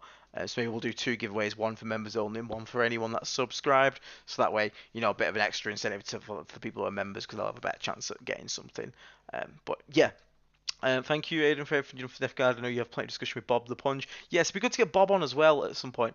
I could paint a mini and give it away, actually. Thank you, Natalie. Thank you. Definitely, I'll get you to paint a mini. You're a way better painter than I am. You can paint it. Does anyone want a miniature painted by Natalie and I can send it to you? She's far better than I am. It'll take a year. Yeah, you're very slow. You are very slow. But yeah, it'd be good to have Bob on. Bob's very passionate about Death Guard and whatnot. So we get Bob and even Eric on, who's one of Bob's friends who makes a lot of lists for him and whatnot. So it'd be good to get them on because they can also talk about what the WTC sort of meta and the French scene looks like. So it's cool to see different aspects to what me and Will just see, which is obviously UK scene. So if you'd be interested in that, that'd be quite cool. Invoking the internet trolls for subscriptions, yeah. Subscribe and we control Aiden at an event. Hey, if it works, it works. Don't worry, guys. I'll write some good lists. Don't worry. We'll get it on there. I've got some ideas in my head already, Aiden. Things you're going to absolutely love. Great. Yeah. But I'll be like, what? Oh, don't be like 120 Poxwalkers again. I did that. Could be that. I mean, I'm thinking it could just start with 3 Defilers and kind of roll out from there. 3 Defilers, 3 Land Raiders. They can't move. No, I'll try and make it so it's more functional than that. Make sure he's a good deployer. I've got some ideas, and then we'll maybe put them in front of you first. You can sort of at least agree that they're. Oh no, I'll play anything. I don't care. I'll play anything. It'll be fun. It'll be like a challenge. It'll be fun. That's it. Well, we could do a live stream afterwards. Like, we could even try and set up for one of the Stormhammer events. That way, I can be there to take pictures and laugh at how frustrated you're getting with the weirdest list that you've Yeah, I will you've ever had promise, to guys, play. I will try and take more pictures of my events, and we can have them up rather than just staring at text and stuff. 16 and Prince is free. No, no plague surgeons, please. Yes, 3 plague surgeons. No. I like it. Keep this coming, guys. Right, comment below some of the ideas we can go with. So the ones I was thinking were semi-serious, No, but you're not allowed to listen to Zio. He's not a member. You have to be a member to decide these lists. Don't you dare, Zito. hit the membership button. You can do it. Train Kirby as a service dog so we can attack. Let's see what bring Kirby along. God, he'd be running around with people's models in his mouth. A daft bugger. You did enjoy painting that Nurgle model though. You really did, and it does look really cool. So, yeah. Bobby's a very cool guy. Great to see that kind of people in the game that answer, even if you're. Yeah, exactly. That's why I like Bobby. He's happy to. The kind of people that don't hold secrets. Some people get very strange and they think like, oh, I'm not going to share any of my stuff because that's my secret tech. Mate, I'm not being funny. Half the people know the stuff anyway. You're not holding on to anything secret. So just be a cool person. If someone comes along and asks you a question, just be passionate about your hobby, be passionate about your army. Share it with them. Honestly, I like. If the funny thing is, me doing this channel is like antithetical for me being like trying to be the best Death Guard player in the world. But I'm happy if someone in chat right now, like next year or something, becomes rank 1 ITC Death Guard player, some of the help stems from watching these videos, then me and Will have done a fucking great job. Like Yeah, we that would be amazing. we don't care. Like honestly, I still sometimes am working on it, caring less about rankings and where I come, and that's like my own personal journey. But like all I want to see is Death Guard players not being down, not being sad, and just putting up a fight and getting what everyone considers a D tier, mid or low tier faction and taking it to the best they can and just enjoying the time with the army. That's my entire goal. That's our entire goal for this channel. 3 times Yeah. 20 pox, 3 times 10 colours, 3 times 9 again. No, Oh, there's don't not you enough Blight dare Lords make in me that run one. Bolter It needs to Plague be Marines. 30 Blight Lords. 3 times 10 Blight Lords, then we're talking. You seen him? All Bolter On a Plague great and Marines. clean one. Throw a great and clean one in there. There we go. Because obviously you can't have any of the buffs that make it good. So yeah, it's just going to be a bare bones great and clean one. Will, have you seen we that go. that suggestion? Only Bolter Plague Marines. That would be My grim. man. I- Born not to run. My man. Only Bolter Plague Marines. So I've and got 60 rhinos. Plague Marines and they've all 3 just got Plague bolt Surgeons as well. You'd do nothing. Oh, That'd do be you know funny. what? I was thinking I'd write just some wacky lists like the ones I've been taking, was just demon engines deliberately avoiding sort of certain characters, avoiding the sort of the stuff that everyone takes. But I think we might just have to stitch you up here, Aiden, and give you something where if you win one game, you'll get a round of applause. All rhinos with a single character in them. Yes, Matt. Yes. And it's a plague surgeon as well, so all you can do is bolt pistol out the window, and that's it. That's it. And then link back to the previous one with six great 6 demon princes as well. Oh my god. 500 points of knights, 6 500 demon points of princes. demons, and 1,000 points of Death Guard characters. Stop, please. Nice, you're nailing this. See, the thing is, Aiden's laughing, but behind the scenes, he'll be panicking. You know what the No fun plague thing is burst though? callers. They can't have 3 plague burst callers. It can't have Morty, and it can't have the Lord of Virulence. That's the one thing I'll guarantee. This would actually be fun though, because there would be no pressure on me to do well at all, because no one's gonna expect me to do well. And if I get a Oh, it'd be single win, I'd be brilliant. buzzing. Yeah, I'm up for Especially this. if you do a Stormhammer event, I'll even give you the free ticket. There you go. So it won't even cost you anything. We'll just do it as a channel, just do it as a channel thing and see what we can do with it. That would yeah. be really cool. That'd be really cool. So 3K subscribers, guys. We hit 2 way quicker than we ever expected. So to go to 3K with this on the line, I hope we can do it before the end of the week.